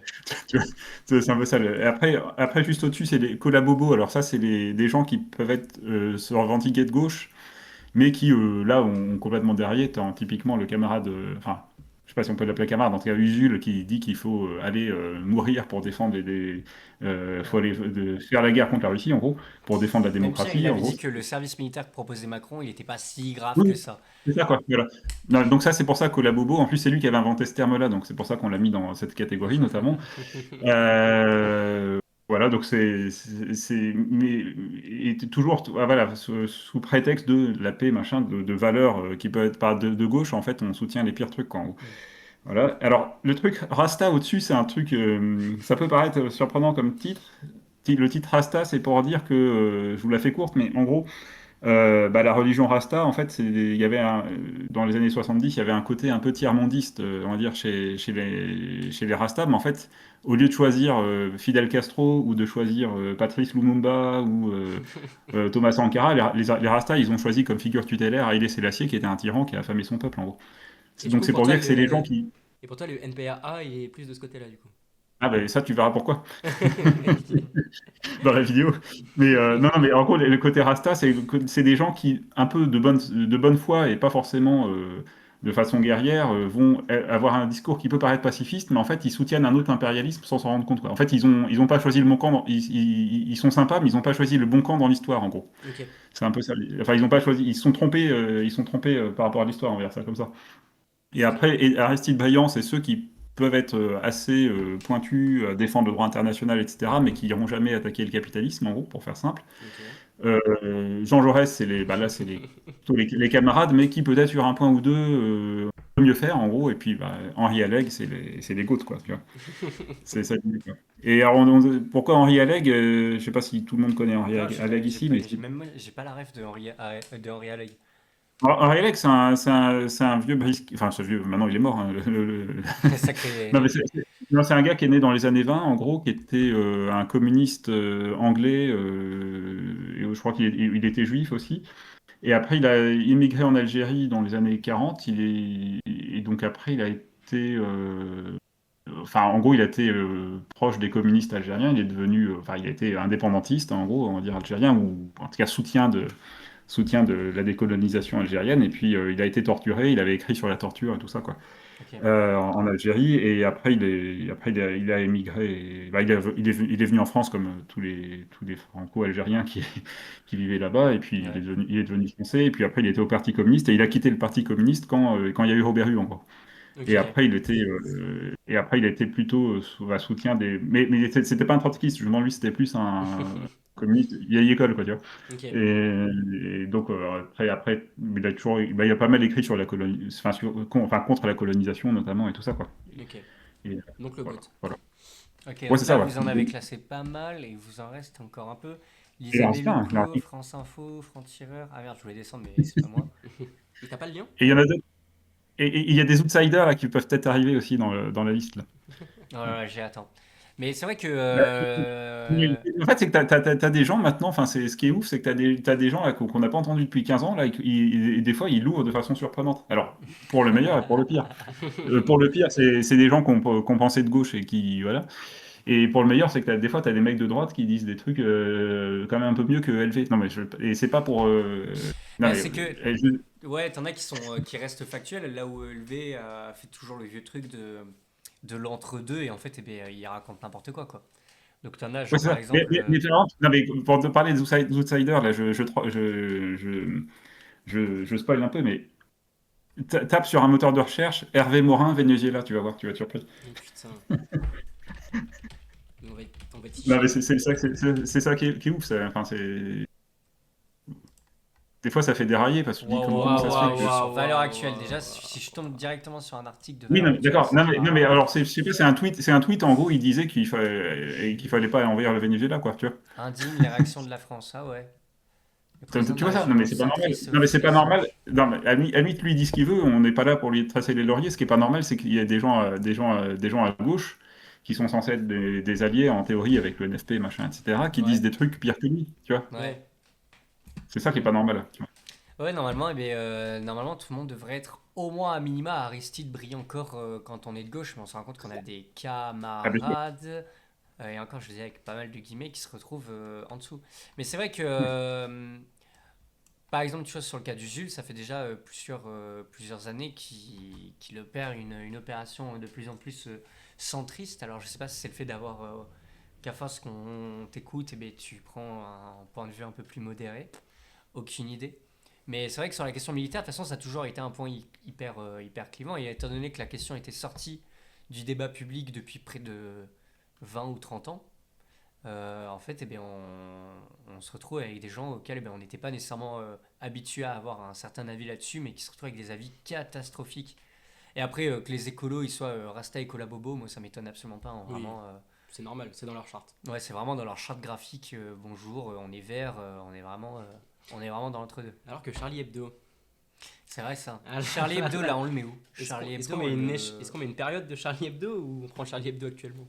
Charlie Hebdo actuellement, je pense que Ah, c'est. là, on est sur l'actuel. Même pour quand on a fait, en fait, la vidéo, on voulait la faire avant les vacances de Noël et on n'avait pas du tout prévu qu'il allait avoir le Venezuela ou aussi l'Iran là.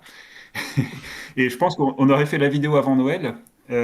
On n'aurait pas fait peut-être le même classement que ce qu'on a commencé à faire Ouais, il y a Ouais, 3 jours là. tu pourras toujours le modifier Il à y a la des gens. prochaine fois. Ouais, non, mais je pense qu'il y a des gens qui ont évolué dans leur classement en l'espace d'une semaine. Euh, et donc c'est pour ça Charlie Hebdo, faut le prendre aujourd'hui, hein. Ouais. Mais c'est vrai que par exemple, on l'a pas encore classé Charlie Hebdo, mais bon, Moi, je le mets dans CIA, Charlie Hebdo. Charlie Hebdo, c'est IA. voilà. Le suspense est Charlie Hebdo, c'est IA de Je ouf. spoil, hein, mais ils ont fait une là où ils ont Mais par dépeint contre, tu vois, Mélenchon sur des chiottes, et ils ont dit allez le chercher aussi, etc. oui, c'est ça, Dans voilà. une Ouais. tenue de jogging et tout comme Maduro. Ouais. C'est trop grave. Alors que par exemple, Charb, malgré tous les défauts qu'il Mm. pouvait y avoir, etc., lui, il était soutien à la Palestine, par exemple. Tu Ouais. vois. Ouais. Alors, ça, c'est impensable aujourd'hui à Charlie Hebdo. Oui, ou Euh, même Cabu qui était farouchement anti-militaire, etc. oui, Anti-flic et voilà. tout.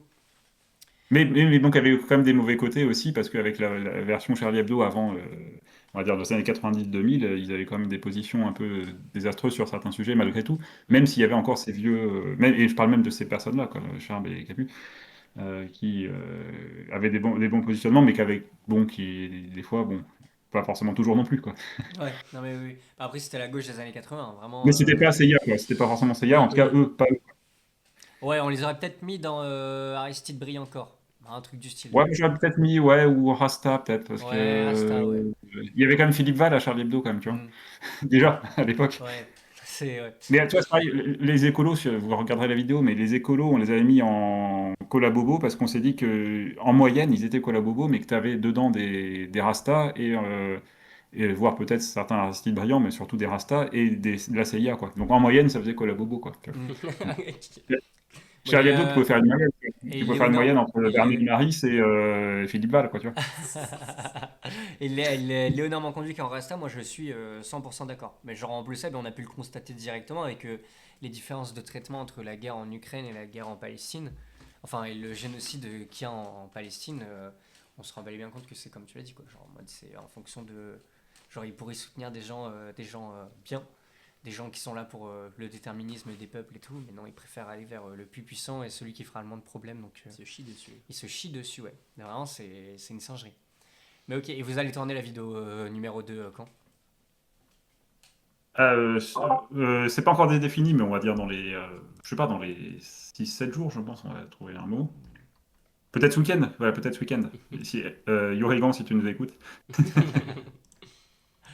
Ok, bah carré, mais c'était vraiment un classique. Je regarderai ça avec attention. Lisa Bellucco, tu la places où, tu penses? Ouais, on va spoiler là. Oui, mais c'est juste une, la députée. Mais en fait, on avait commencé à la classer, je sais pas pourquoi, finalement, on l'a pas mis dans le truc, mais elle serait plutôt dans les Rasta, a priori. Mais en fait une catégorie qu'on n'a pas fait, les muets, quoi, les gens qui sont muets, quoi. Ouais, les invisibles, par exemple, Sacha Les Houlier, qu'est-ce Non, mais qu'il des gens qu'est-ce qui qu'il s'expriment fait? pas beaucoup et on peut pas trop savoir, tu vois. Un peu le NC, quoi, non classé. Ouais. Mais- Ne se prononce pas. Houlier, je le mettrais dans Collabo, moi. Houlier, moi je le mets dans Pasquacor. Non, parce que Houlier, pourtant, il sait très bien que c'est pas notre pote, tu vois, genre, on lui a assez dit.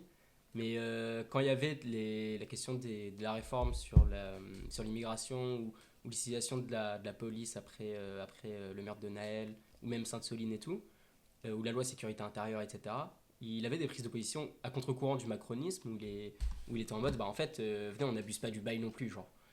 Donc c'est pas non plus un camarade, mais il reste assez lucide sur certains trucs. Après, c'est évidemment du calcul politique qui faisait à cette Oui, époque-là, c'est parce son qu'il voulait- petit il voulait côté son social. ministère. Mais je le mettrais Ouais, au-dessus de après, Macron, tu la vois. liste, elle est sur les questions internationales. Donc Ah ce que oui. tu dis, les bons points que tu lui donnes, ça n'a rien à voir avec tout ça, en fait. Bon, bah, il est CIA alors. Ah, vraiment, Bon, bah, il est à la CIA. Ouais, attends, et en plus, il est, est-ce qu'il il est, a. Ben, on a il est juste allé voir. place publique, Glucksmann, quoi. Enfin, Ouais, mais c'est assez il est pas catastrophique. possible, quoi. Ouais, ok, d'accord. Mais c'est fou qu'on trouve toujours le moyen de parler de Sacha. Mais parce qu'il est trop dans Red Crane, ce mec. Il m'a toujours pas débloqué, je peux même pas aller chercher ce qu'il a tweeté, frère. Oublié. Est-ce que moi je pense pas être bloqué? Non, il est là. Si, il t'a bloqué aussi. Non. Ouais, il t'a bloqué, Comment je fais? Bah, faut que tu te mettes en déco. Ouais. Putain. Mais tu sais qu'il m'a bloqué même sur mon compte privé, ce malade mental. Putain, va falloir que je me crée un compte stalkage pour aller voir Sacha Houlier. Et c'est une folie. Hein. Alors, est-ce qu'il a forcément réagi sur le Venezuela? Donc, Mais tu peux pas. Putain. Mais oui, il est trop con ce mec. casse les couilles. Mais bon, si quelqu'un dans le chat n'est pas bloqué par Sacha Houlier, S'il vous plaît, hein. Je vous en supplie même. Si quelqu'un peut m'envoyer un screen. Ah là, Sacha Houlier. Ok, non. Putain. je ne peux pas. Et du coup, oui, tu m'as dit qu'il se passait des trucs en Iran et t'avais. Mais Mais son compte n'existe plus. il m'a ban def sur tout, frère. Tu me disais, ouais, il y avait un truc en Iran, Edoui, et du coup, que t'avais des moyens des sources. Attends, qu'est-ce que Oui, tu en m'as fait, dit? non, mais c'est qu'avec la situation en Iran, en fait, il y a des. Je ne vais pas la faire trop longue là-dessus. C'est qu'en fait, parce que j'ai pas trop suivi le début de du live, quoi, que vous venez de faire, mais en fait, c'est là sur Twitter, il y a X, il y a des gens qui s'affolent, mais ou sur d'autres réseaux, pas forcément Twitter, mais il y a comment dire, il y a eu. Enfin, en fait, il y a des sources un peu franco-iraniennes, en fait, de gens qui sont alors, soit des Iraniens en France, ou anciens Iraniens ou descendants d'Iraniens en France qui sont exprimés sur le sujet, ou des gens qui s'intéressent à la situation, qui sont pas forcément iraniens. Et en fait, il y a eu un peu des gens qui se sont un petit peu révélés, pour le meilleur et pour le pire, sur leur positionnement politique, quoi. Et c'était plus, je m'étais dit, bah, est-ce qu'il faudrait pas un jour faire une liste si vous écoutez à Couillon, vers où faut vous tourner pour avoir les bonnes infos. Bah voilà quoi. Après, donc je voulais que je cite des noms ou.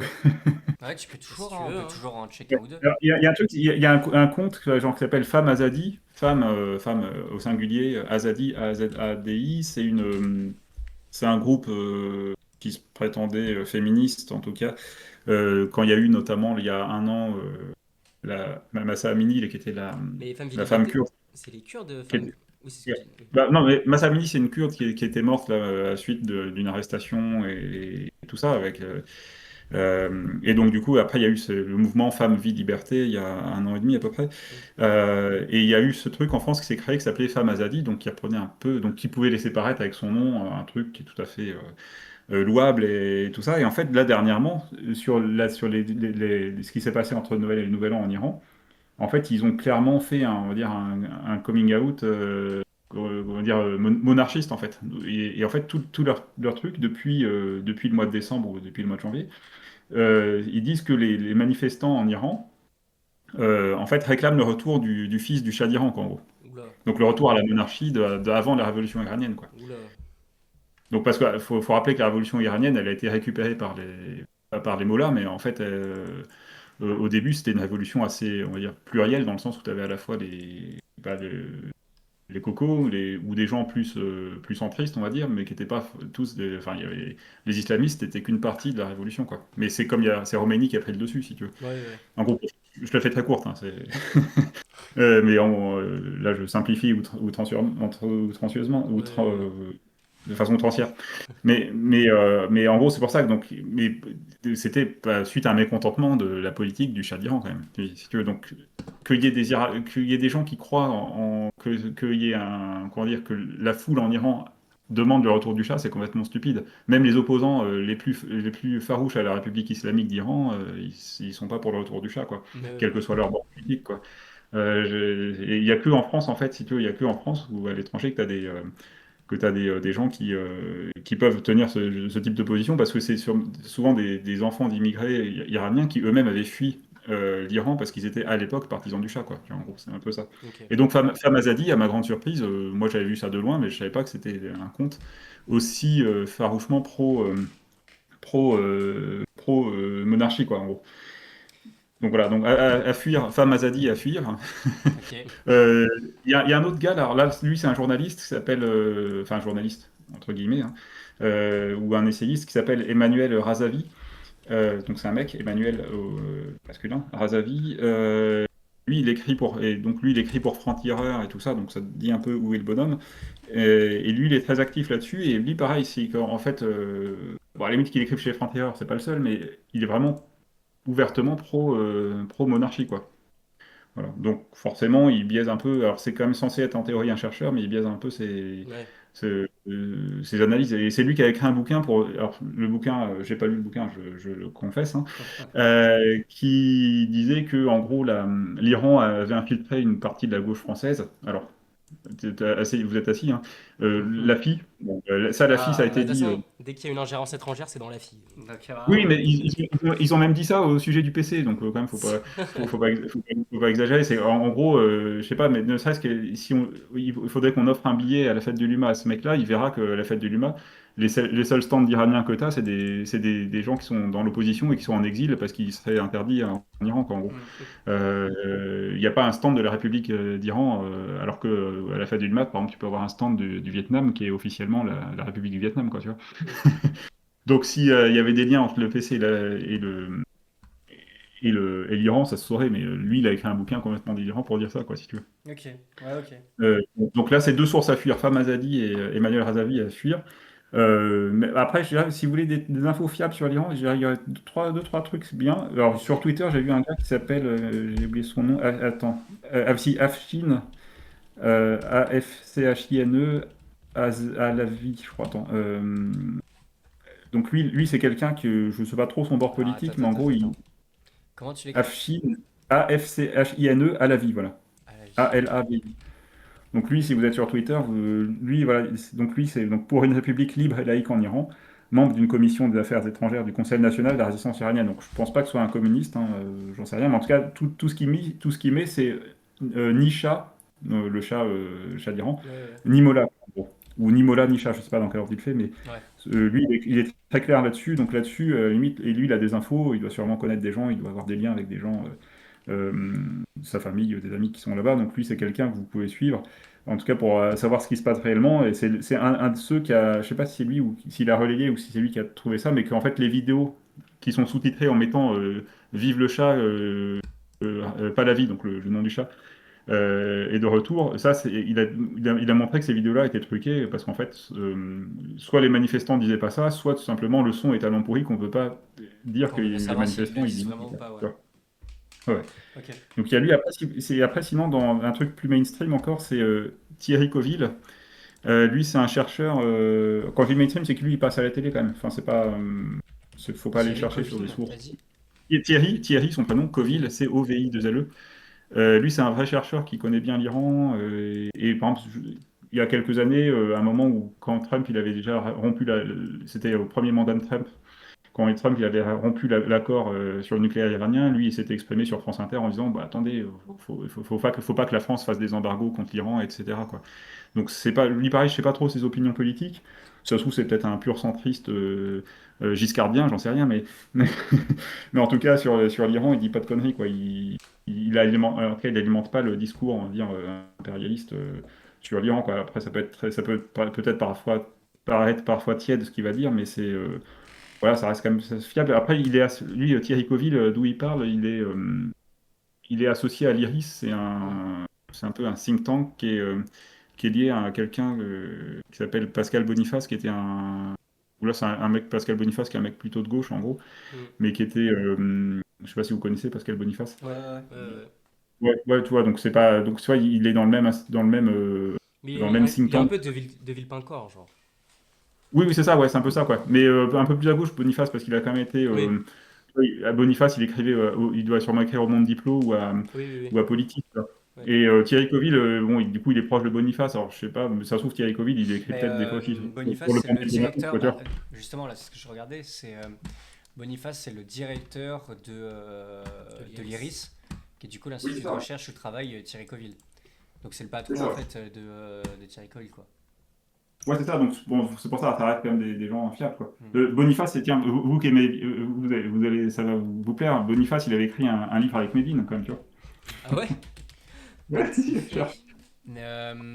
je sais que moi j'avais lu un texte une fois de Pascal Boniface où j'aimais pas trop l'angle qu'il prenait, etc. Il a un angle un peu. Il est 20h. Je sais pas, il y a des moments. Ouais, mais. Enfin, il a une vision. Je sais pas comment expliquer, mais parfois je le trouve mou, quoi. Genre, il est là, t'as l'impression qu'il a peur de dire réellement les termes, mais après, non, c'est pas tant un chercheur, c'est plus genre le fait qu'il soit socialiste, je pense. Vu que t'as des chercheurs qui ont clairement dit des termes, et il y a des moments où Boniface, ouais. Après, Boniface, il s'est quand même fait virer du PS il y a 20 ans parce qu'il était trop. Parce qu'il défendait la Palestine contre le PS, en gros. Il avait fait un bouquin là-dessus en disant est-il permis de critiquer Israël, en gros, tu vois. Mais bon, après, oui, c'est là où il vient, et c'est sûr que c'est pas. Tu le verras pas sur un rond-point, Boniface, ça c'est sûr. Ouais. Mais ouais, non, Boniface, après, c'est quelqu'un à lire, je pense, vu qu'il fait de la géopolitique. Moi, sur ce, je pense qu'il est 20h03. Demain, j'ai partiel à 8h. Bon courage. Non pas que je ne veuille pas parler de l'Iran, mais je pense que je vais aller réviser. Non, et de toute façon, là, on ne comptait pas parler de l'Iran. Là, je comptais faire un dernier. Tu veux qu'on fasse un dernier petit récap, Edoui, sur les municipales à Poitiers, notamment? Oui, pourquoi pas, ouais. Alors, du coup. Ciao, Robin, bon courage pour les partiels, mec. Alors, hop là, les municipales à Poitiers. Je sais pas si t'as vu. Je sais pas si tu te balades sur Instagram, si tu as vu les publications des différents candidats, etc. Tu as de plus en plus de publications qui sortent sur les élections municipales. Et tu as notamment, comment il s'appelle, Brottier, qui a sorti un Tony. Il s'appelle Anthony, je crois. Anthony Brottier, non? Campagne 2026, voilà, elle est là. Ça y est, il a sorti son petit site internet. J'aime Poitiers, ses habitants, ses quartiers, sa richesse. Et du coup, je voulais te montrer la vidéo de présentation qu'il avait faite.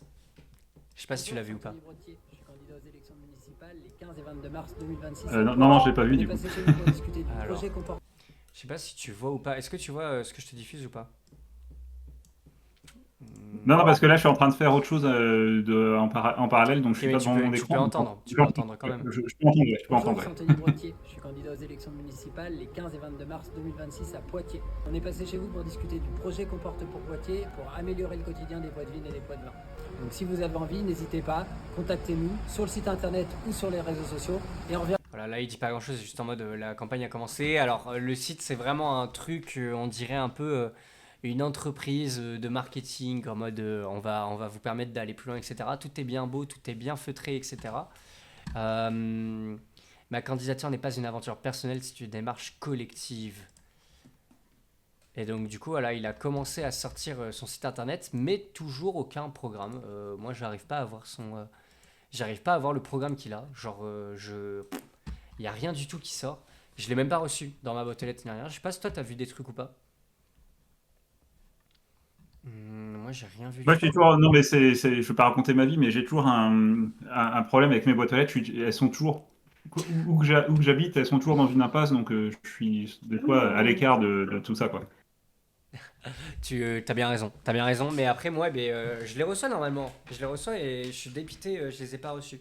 Mais t'as aussi François Blanchard qui a lancé enfin quelques idées de campagne, etc. Et il a notamment mis comme idée une ligne de bus rapide. François Blanchard. J'ai vu ça sur Instagram, quoi. Mais je pense qu'il a un site internet. Il doit avoir un site internet, je pense, François Blanchard pour les municipales. Poitiers. Non. Tu vas me dire qu'il n'a pas de vrai site internet. Non, il n'a pas de site.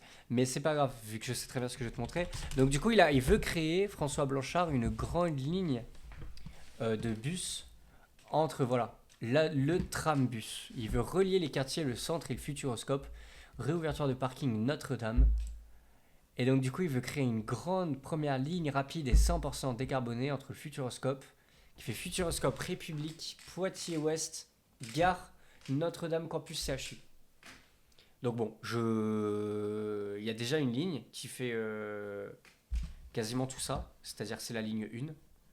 Donc en fait, qui passe déjà toutes les 6 minutes, 7 minutes, voire qui passe pas. Donc du coup, je crois que c'est plutôt une revendication, tu sais, un peu en mode amélioration de la ligne, etc. Mais en fait, factuellement, bon, à voir aussi comment est-ce qu'il fait ça. C'est-à-dire que est-ce qu'au côté, il va fermer d'autres lignes pour permettre cette ligne ou non, ben, on n'en sait rien. Vu qu'en fait, il explique pas comment est-ce qu'il le met en place. Il a juste fait 2 postes. Et moi, ça me rend En fou. fait, il réinvente l'eau tiède, en fait. Ou alors ça prouve qu'il connaît rien au bus, ça prouve qu'il ne le prend jamais. Oui, ça peut aussi prouver ça. Ça peut prouver qu'il n'est pas nécessairement au point sur les bus. Parce que vraiment, en fait, au départ, j'ai vu Trambus. Je me suis dit peut-être qu'il va vouloir mettre un truc pour remettre en place le tram. Un tram à Poitiers, ça serait magique. Mais non, en fait, je crois qu'il veut suivre l'ancien tracé justement du tram. Et je vois pas Poitiers. En fait, Futuroscope République Poitiers-Ouest pour aller direction Sud CHU. Genre, en fait, le bus va faire une grande boucle. Et en fait, les trajets vont durer 1h30, quoi, entre partir du Futuroscope et du CHU. Donc même si on en a un toutes les 6 à 7 minutes, c'est avant tout fait pour avantager ceux qui vont de Notre-Dame au Futuroscope, plus ceux qui vont, plus que ceux qui iraient, par exemple, du Futuroscope au campus. Genre, je pense que c'est avant tout un attrait touristique, plus qu'un attrait de soutien sur la population. Et donc il y a le fait qu'il est soutenu par le Parti Socialiste, le Forum Poitvin, Poitiers Demain, le Printemps Poitvin et le PRG. Donc en fait c'est toutes des fonctions locales de grands partis nationaux ou d'associations nationales. Donc il y a le Printemps Républicain qui soutient, Place Publique qui ne soutiennent pas, il me semble. Donc il y a le Parti Socialiste qui soutient. Bon voilà, c'est la totale, le truc fait par excellence. Et là, il va y avoir des choses qui vont commencer à se décanter au niveau de Poitiers pour les municipales. Il y a notamment la mairie de Poitiers qui va... Léonard Monconduit qui va sortir sa liste de candidats de manière officielle. C'est-à-dire qu'on va pouvoir voir enfin si c'est bel et bien une parité sociale ou non. Donc bon, j'ai hâte de voir ça. Il y a aussi... Il y aura un reportage qui sera fait sur Ventre Presse, Poitou Presse, je compte y le aller, 30 à 20 je compte y aller. Il y aura aussi la nouvelle du slip, nrslip.info, où il y aura des chroniques des plus croustillantes. Là, tout à fait, ouais. Là déjà, franchement, le Blanchard là, qui sort l'histoire de ligne de bus, bon, il y aura des trucs sur lui, hein, forcément. Vraiment, il découvre le bus pour la première fois de sa vie. Et en fait, il découvre le concept de bus qu'il ne connaissait pas. Alors, mais justement, je voulais te montrer aussi la vidéo qui est sortie. Plein de bonheur. Ce que je souhaite aux Poitvin et aux Poitvins pour 2026, tout simplement, c'est d'être bien entourés. Voilà, ils sont là en mode plein de bonheur, plein de bonheur, plein de bonheur. C'est quoi ça? Nos meilleurs vœux pour l'année. En fait, ce que je trouve assez fou, c'est que pour le moment, sur la campagne de Léonard Monconduit, il n'y a que des trucs en mode nous, on veut une ville plus belle, plus belle, plus belle, plus heureuse. Mais ça parle pas tant des choses qu'elle a fait ou non.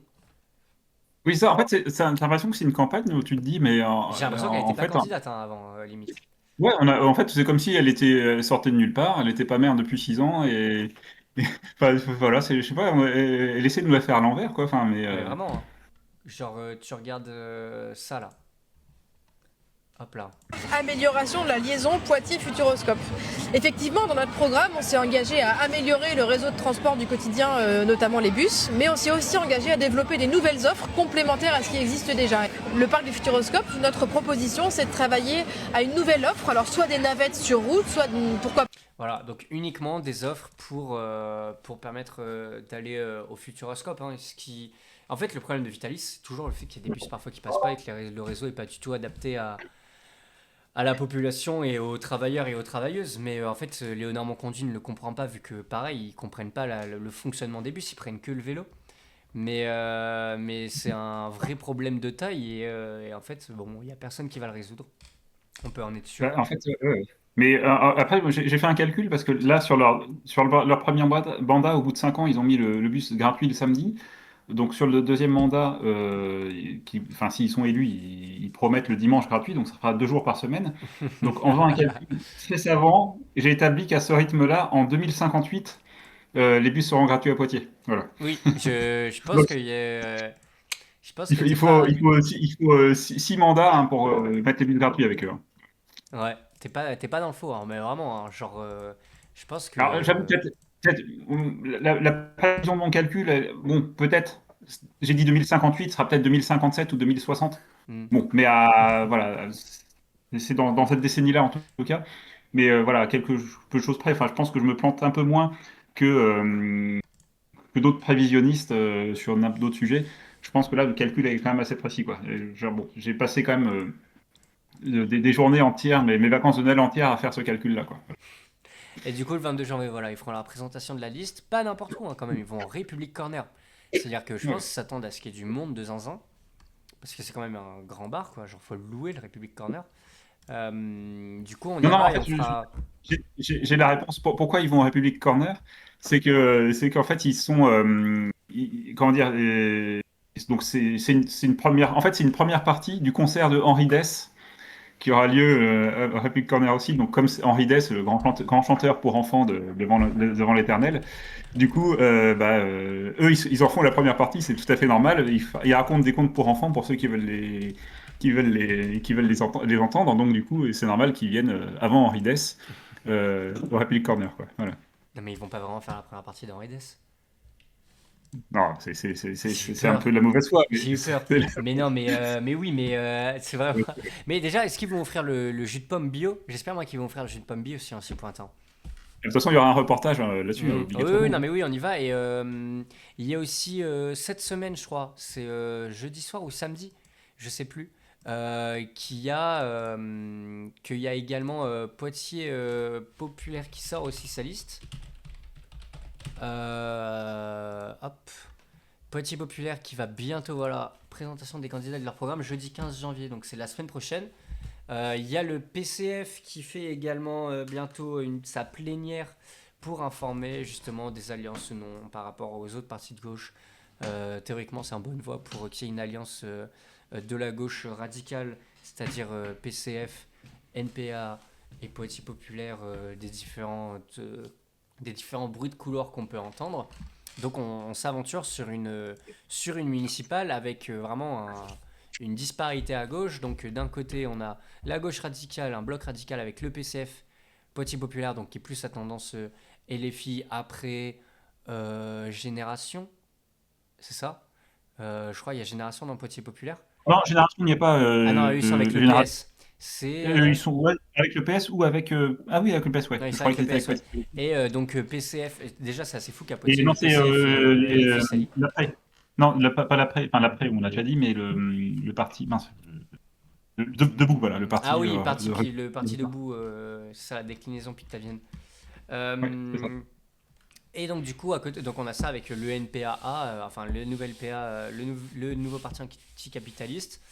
Donc à côté, on a le Parti socialiste avec François Le Blanchard. NPA, les bruits de couleur que j'ai du NPA, c'est que il serait peut-être, mais s'il y a des camarades du NPA qui nous écoutent, il serait peut-être plutôt à faire l'impasse totalement sur l'élection, je crois. Bah, il y a un monde où, ouais, en fait, c'est genre en mode, en fait, il y aurait des problématiques par rapport à certaines revendications, mais comme d'habitude, en fait, où genre, il y a toujours des revendications qui coincent. Et donc, il y a des revendications qui coincent à Poitiers par rapport aux différentes, à un programme commun, vu que du coup, s'il y a alliance, il y a programme commun, et je crois qu'il y a des choses qui coincent. Et donc, du coup, bah, savoir comment est-ce qu'ils vont se dépatouiller à réussir à trouver soit un consensus, soit à passer outre, soit pas du tout. On verra bien. Il y a aussi, il n'y a pas que ça, je pense qu'il y a aussi, il ne le dira pas explicitement, mais il y a peut-être aussi la faiblesse des forces des petits partis de gauche radicale ou d'extrême gauche, où ils ne sont pas forcément en mesure de tenir la route pour monter une liste ou même simplement, ne serait-ce qu'avoir des candidats, c'est pas forcément facile non plus. Ouais. Il y a peut-être aussi un peu de ça, c'est pas non plus que des trucs qui vont chercher très loin d'un point de vue idéologique et politique, quoi. C'est vrai, après le NPA a toujours été déterminé dans toutes les élections où ils se sont lancés, à chaque fois ils étaient déterminés, même s'ils étaient trois, ils étaient trois au bord de la route sous la pluie, quoi. Genre, enfin moi j'ai toujours voué une... Oui, c'est sûr, mais en tout cas, à Poitiers, il y a eu pas mal de changements aussi dans les gens qui composent le NPA. Ils sont pas beaucoup, et si sur le peu qu'ils sont, il y en a qui veulent pas être candidats, bon, ça peut peut-être expliquer, mais là, ce n'est qu'un procès d'intention, j'ai pas forcément toutes les infos, mais voilà, les bruits de couleur privée, c'est que c'est possible. C'est possible qu'ils y aillent pas, voilà, c'est ça. Donc à côté de ça, tu as François Blanchard qui lui est soutenu par PS, enfin tout le centre libéral, etc. À côté, tu as Anthony Brottier qui lui est un candidat du coup macroniste. Hein. De toute façon, ça se ressentait à son site internet. Voilà, c'est un pur candidat macroniste. Il n'est pas officiellement investi. En fait, celle qui est investie par Macron, c'est Lucille Parnotto, qui est en fait une ancienne du PS. C'est ça. Qui est ensuite, mais qui a dit maintenant je suis de droite. Mais en fait, au final, il y aura quatre listes macronistes à Poitiers. Ouais. Il y aura Lucille Parnotto, il y aura Anthony Brottier, macroniste sortant, il y aura Poitiers Collectif, et il y aura François Blanchard. Et oui, ils vont se battre ensemble en mode qui est le plus macroniste, qui est le plus centriste et de droite entre nous quatre. Ça va être sympa à voir, ça va être sympa à regarder. Je sais pas si bientôt... où me rencontrer? Réunion publique le 11, c'est quand? Ok. Découvrez le programme de la candidature élaborée grâce au travail. Rendez-vous à 10h30. Mais voilà, mais qui fait des réunions publiques à 10h30, frère? On est où? Au tiers-lieu des Feuillants. C'est quand le 11? C'est samedi? C'est dimanche, mais un dimanche à 10h30. C'est quel candidat, ça, le tiers-lieu des Feuillants, là? C'est Lucille Parnotto, ouais. Parnotto, mais on est où? Comment ça, 10h30? Bah désolé, je serai pas. Parce que moi, à 11h, il y a téléfoot. Impossible pour moi de me déplacer à cette heure-là. Vernissage d'une exposition. Non, mais en fait, c'est une réunion uniquement à l'intention des journalistes, en fait. Parce que, je veux dire, c'est ça, quoi. Enfin, elle parle comme notable. Après, le tiers-lieu des Feuillants, si je ne dis pas de bêtises, c'est un tiers-lieu de droite, voire plus, quoi. Mais attends, mais le tiers-lieu des Feuillants, c'est les cathos c'est en bas de Grand-Rue. Mais oui, mais c'est pas là-bas où il y a tous les cathos intégristes qui habitent. Je crois que c'est là-bas où... C'est pas Grand-Rue, c'est au niveau de la chapelle des Feuillants. C'est plutôt près de... Ok, d'accord. Mais je crois que c'est dans ce secteur où il y a tous les cathos intégristes qui habitent et tout. Donc c'est peut-être pour ça qu'elle le fait dimanche à 10h30 en mode venez avant la messe ou peu apeuré, je sais pas trop. Ok, cocasse. Dans le tiers-lieu, ok, d'accord. Justement, il y avait eu des problématiques par rapport à ce tiers-lieu qui acceptait certaines réunions et d'autres pas, etc. Par rapport à si c'était des gens d'extrême droite et tout. Voilà, genre le tiers-lieu des Feuillants, bizarre un peu comment il était géré, il me semble, il y a 2-3 ans. Mais il faudrait que je me renseigne plus. Ah, réunion publique. Ah non, elle est passée. Ça n'a vraiment pas de chance. Donc du coup, ouais, on a un truc total centre. Elle, par exemple, elle est pour les bus gratuits, mais pour les travailleurs uniquement. Vu qu'elle dit, bah voilà, faut favoriser les gens qui travaillent. Donc du coup, il faut faire en sorte qu'il y ait les travailleurs qui puissent prendre le bus gratuitement. Voilà, moins de bus délaissés, plus de bus attractifs, mobilité quotidien. Donc on sent vraiment qu'elle se base sur la mobilité. À Poitiers, trop d'habitants. Chaque jour, bus compliqué, circulation bloquée. Elle dit pas grand-chose, quoi. Mon parcours. C'est quoi son parcours? Secteur public, secteur privé. Responsable administratif au CNRS. Ok. Donc il y a elle qui est à droite. Ensuite, donc il y a Léonard Monconduit. On a oublié d'incruster Léonard Monconduit dans tout ça avec Poitiers Collectif, donc qui est légèrement à gauche de Lucille Parnaudot quand même. Parnaudot, faut quand même pas chier. Il y a quand même un truc croustillant, c'est que je parle comme un vieux con, hein, mais non, mais en fait il y a un bar à Poitiers qui s'appelle le Love Money Café, qui est plutôt un bar à l'époque qui doit avoir une petite vingtaine d'années. À l'époque, ils étaient, quand ils ont été créés, c'était plutôt des gens, on va dire, tendance modem. Enfin, quand je dis des gens, c'est un tout petit machin, donc il y a juste un barman, enfin, il n'y a même pas de salarié, c'est juste le barman qui gère son truc, en gros. Donc c'est vraiment un tout petit bar. Mais les habitués qui étaient là-bas étaient plutôt tendance modem, en gros. Enfin, parce que j'en connaissais certains à l'époque, des personnes qui étaient au modem, en tout cas à l'époque, il y a une quinzaine d'années. Donc c'était un peu un bar, voilà, de centriste, en gros, ce bar, le Love Money. Et après c'était à l'époque où personne croyait que Macron allait être élu président, mais c'était les macronistes originels, les tout premiers macronistes, ils étaient là-bas, quoi, en gros. C'était les piliers de comptoir de ce bar-là, quoi, en gros. Et dernièrement, ils avaient sorti sur leur page Facebook mais je crois ils ont pas. Après, ils ont supprimé cet article, je sais pas pourquoi, mais ils avaient sorti un article il y a quelques mois, il y a 2-3 mois, en disant que le programme de Poitiers Collectif était un sympathique programme de centre droit. C'est des centristes eux-mêmes, tu vois, qui revendiquaient. Le fait que en même temps, c'est vraiment un programme de centre droit. Il y a des macronistes qui disaient que le programme de Poitiers Collectif était centre droit quand même, alors que souvent, tu as beaucoup de gens de droite qui sont de mauvaise foi, qui vont dire que les écologistes, c'est des gens d'extrême gauche et tout. Mais alors eux, ils ont dit, bah non, c'est chouette enfin, ils ont peut-être pas dit c'est chouette ce qu'ils ont écrit, mais ils ont dit, bah lui, c'est vraiment un truc de centre droit, quoi. Notamment la proposition de Poitiers Collectif de faire des call centers, des centres d'appel dans les quartiers de priorité de la ville, enfin aux couronneries et aux trois cités, hein, bon, en gros. Ouais, ok. Et justement, par Parce que rapport le boulot de merde que c'est de travailler en centre d'appel, c'est bien pour les pauvres et pour les Noirs et les Arabes, mais bon, ce sera pas pour les enfants de Madame Monconduit, hein, ça c'est sûr. Ah non, ça, c'est sûr. Mais c'est la même chose, genre les plus belles écoles, elles sont dans le centre-ville, genre comment ont été rénovées, etc. C'est toujours dans le centre-ville et c'est sur les côtés de la ville qu'il y a tout qui se désagrège. Et quoique, en fait, eh bien, même le principe même du problème de la liste, d'avoir une liste de centre droit, ou en tout cas en général écolo, c'est qu'en fait, les listes écolo favorisent la gentrification. Et pas nécessairement en implantant directement des magasins qui font penser à une petite bourgeoisie, etc. Mais c'est en favorisant l'installation, genre justement en faisant des restaurations de l'environnement public, en mettant des arbres verts, des choses très boisées, quelque chose vraiment qui te donne limite l'impression que tu n'es plus en ville, etc. Pour qu'en fait, des gens qui ont un peu plus les moyens, qui veulent avoir un habitacle plutôt serein, ben, logique, on a tous envie d'habiter on n'a pas envie d'habiter au milieu d'une autoroute, mais plutôt dans un endroit qui nous repose, etc. Et ben, du coup, ça fait que, par exemple, aux couronneries, ils sont en train de mettre ça vraiment en place. Ils cassent les anciennes barres d'immeubles, ils en créent des nouvelles bien plus belles, bien plus modernes et tout. Et en fait, c'est tout un principe de gentrification qui fait qu'il y a des gens qui vont avoir plus les moyens de venir. Et donc, du coup, comme ils vont avoir plus les moyens de venir, ils vont apporter aussi toute leur base culturelle, toutes leurs envies économiques, etc. Et en fait, les quartiers, au fur et à mesure, vont devenir de plus en plus chers, etc. Et on peut être sûr que dans 5 ans, en fait, les quartiers, par exemple, des couronneries, ça va augmenter au niveau des loyers. Les trois cités, ça va augmenter au niveau des loyers. Tout ça parce qu'en fait, il y a eu des rénovations dans le quartier qui ont été faites uniquement pour attirer des nouvelles personnes là-bas. Donc bon, c'est terrifiant quand on a une mairie écolo qui commence à s'occuper de la gestion d'une ville. Moi, je suis toujours un peu terrifiant. Même si au moins, il y a des pistes cyclables. Quoique, c'est des pistes cyclables que dans le centre-ville, donc bon. Et ensuite, on a Marie-Dolores, comment elle s'appelle? Les pistes cyclables, ils ont fait les pistes cyclables. Les pistes cyclables, ils en ont fait plein. Les endroits où ça sert à rien, c'est-à-dire entre la piste cyclable pour le Futuroscope qui est pas finie et qui donne sur des impasses à certains endroits. Bon. Non, mais des pistes cyclables pour aller à Noyer-Maupertuis, quoi. Bon. Et pour être con. Ouais, mais voilà, enfin, les médecins, ils prennent leur bagnole. Hein.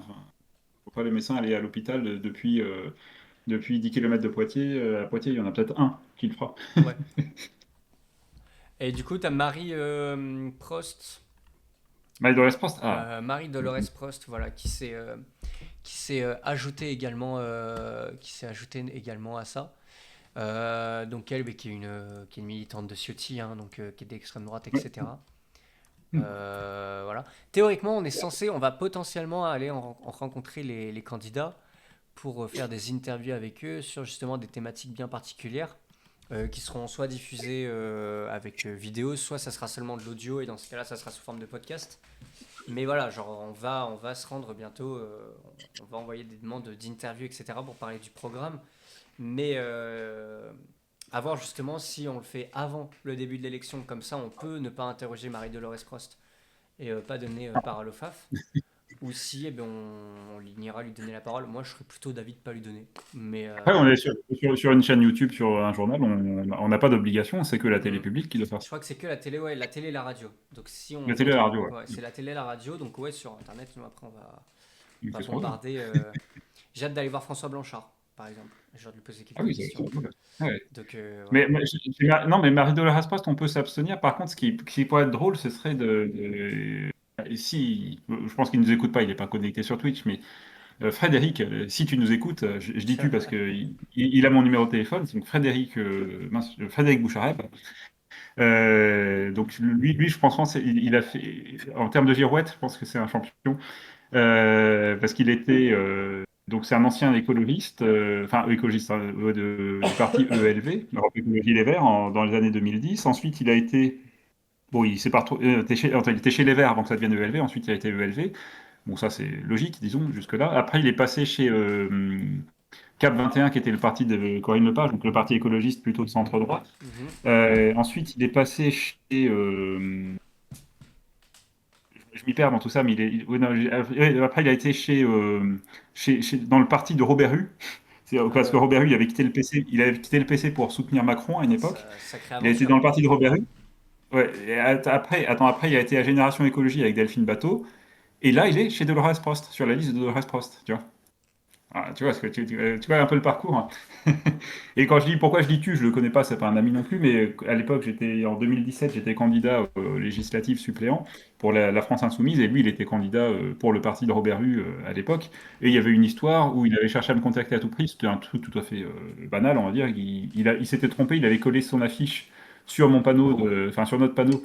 Sur le panneau bureau de vote en gros, et il fallait qu'on échange l'affiche, machin, etc. Donc c'est pour ça que j'ai son numéro, et qu'à l'époque il m'a dit ouais Thomas, il faudrait qu'on trouve une solution pour cette histoire de panneau d'affichage, et puis tu sais, moi je voterai pour vous au deuxième tour et tout ça quoi.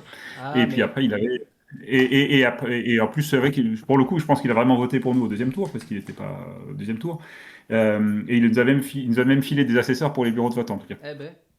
Mais ça me fait penser justement le fait qu'il était Team Robert Hue et qu'après il est viré complètement à l'extrême droite, ça montre bien le. En fait, là, je l'ai appris il y a quelques jours. Là, il était sur la liste de Dolores Prost, justement. Donc, peut-être ça vaudrait le coup de l'interviewer.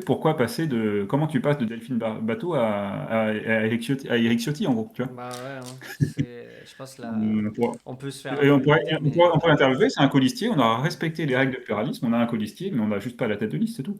Écoute, on fera ça. Mais à la limite, moi, je suis pour qu'on aille l'interviewer. Donc, Frédéric, si tu nous écoutes, je pense que je vais garder son numéro là. Et d'ailleurs, ça me fait penser le fait que tu parles de panneaux d'affichage.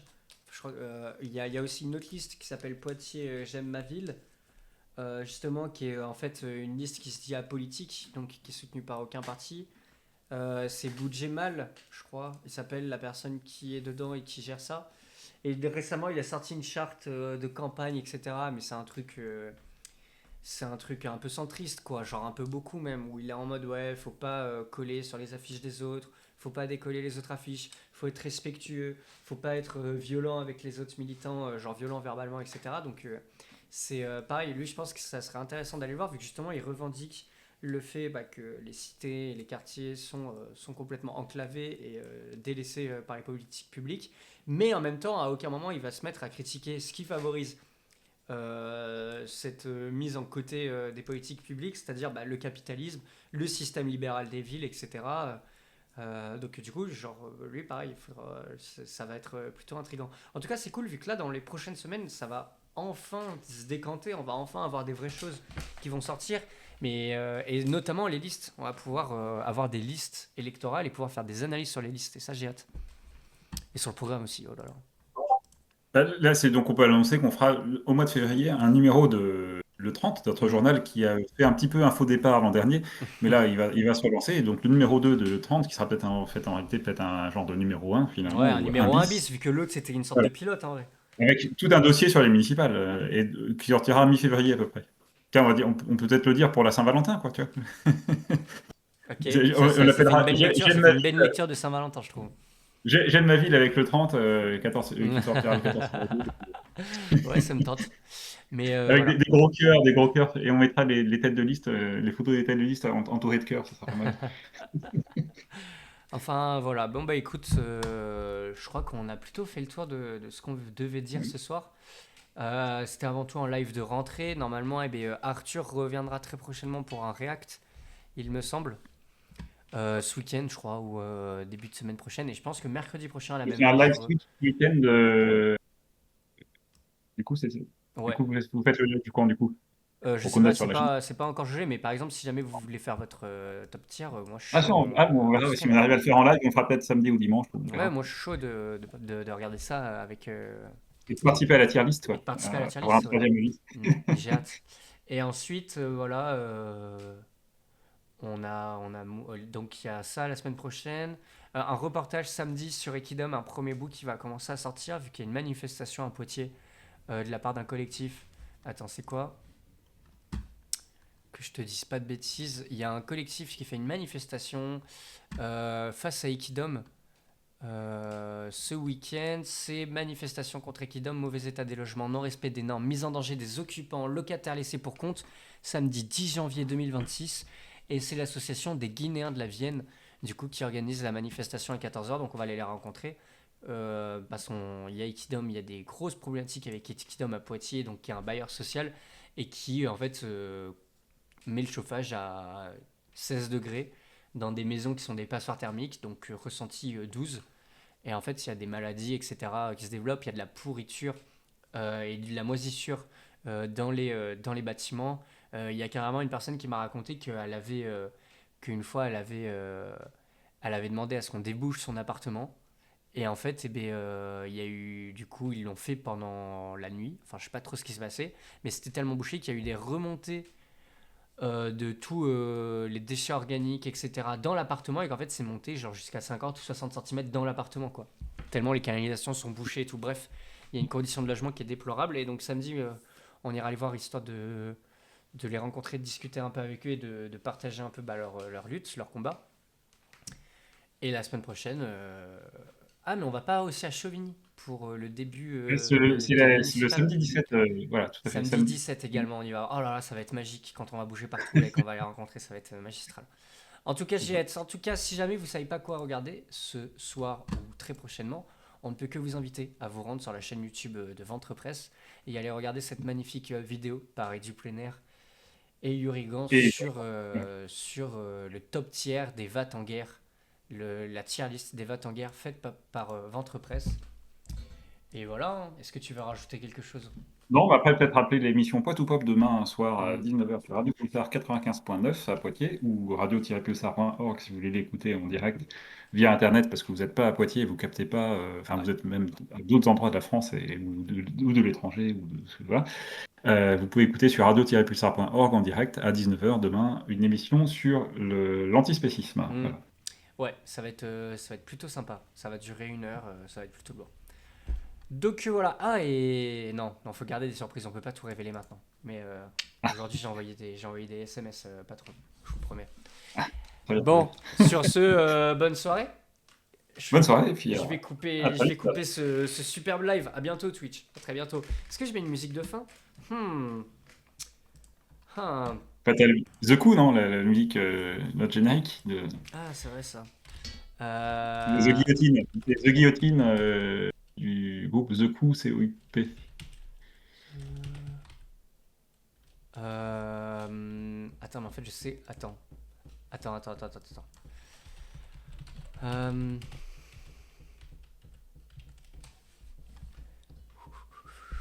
crois qu'elle est plus dispo sur Spotify et j'en étais dévasté l'autre jour.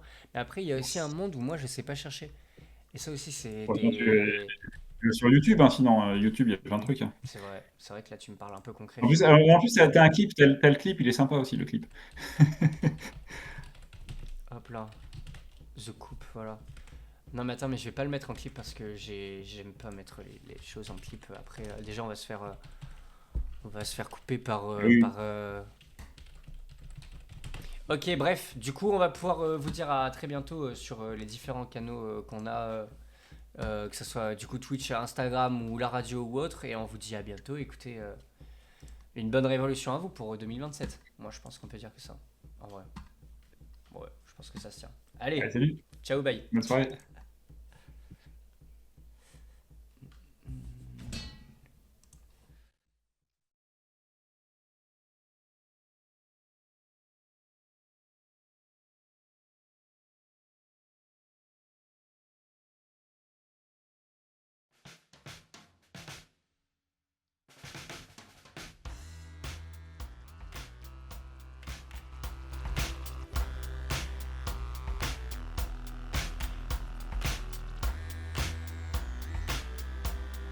Allô Thomas, tu m'entends?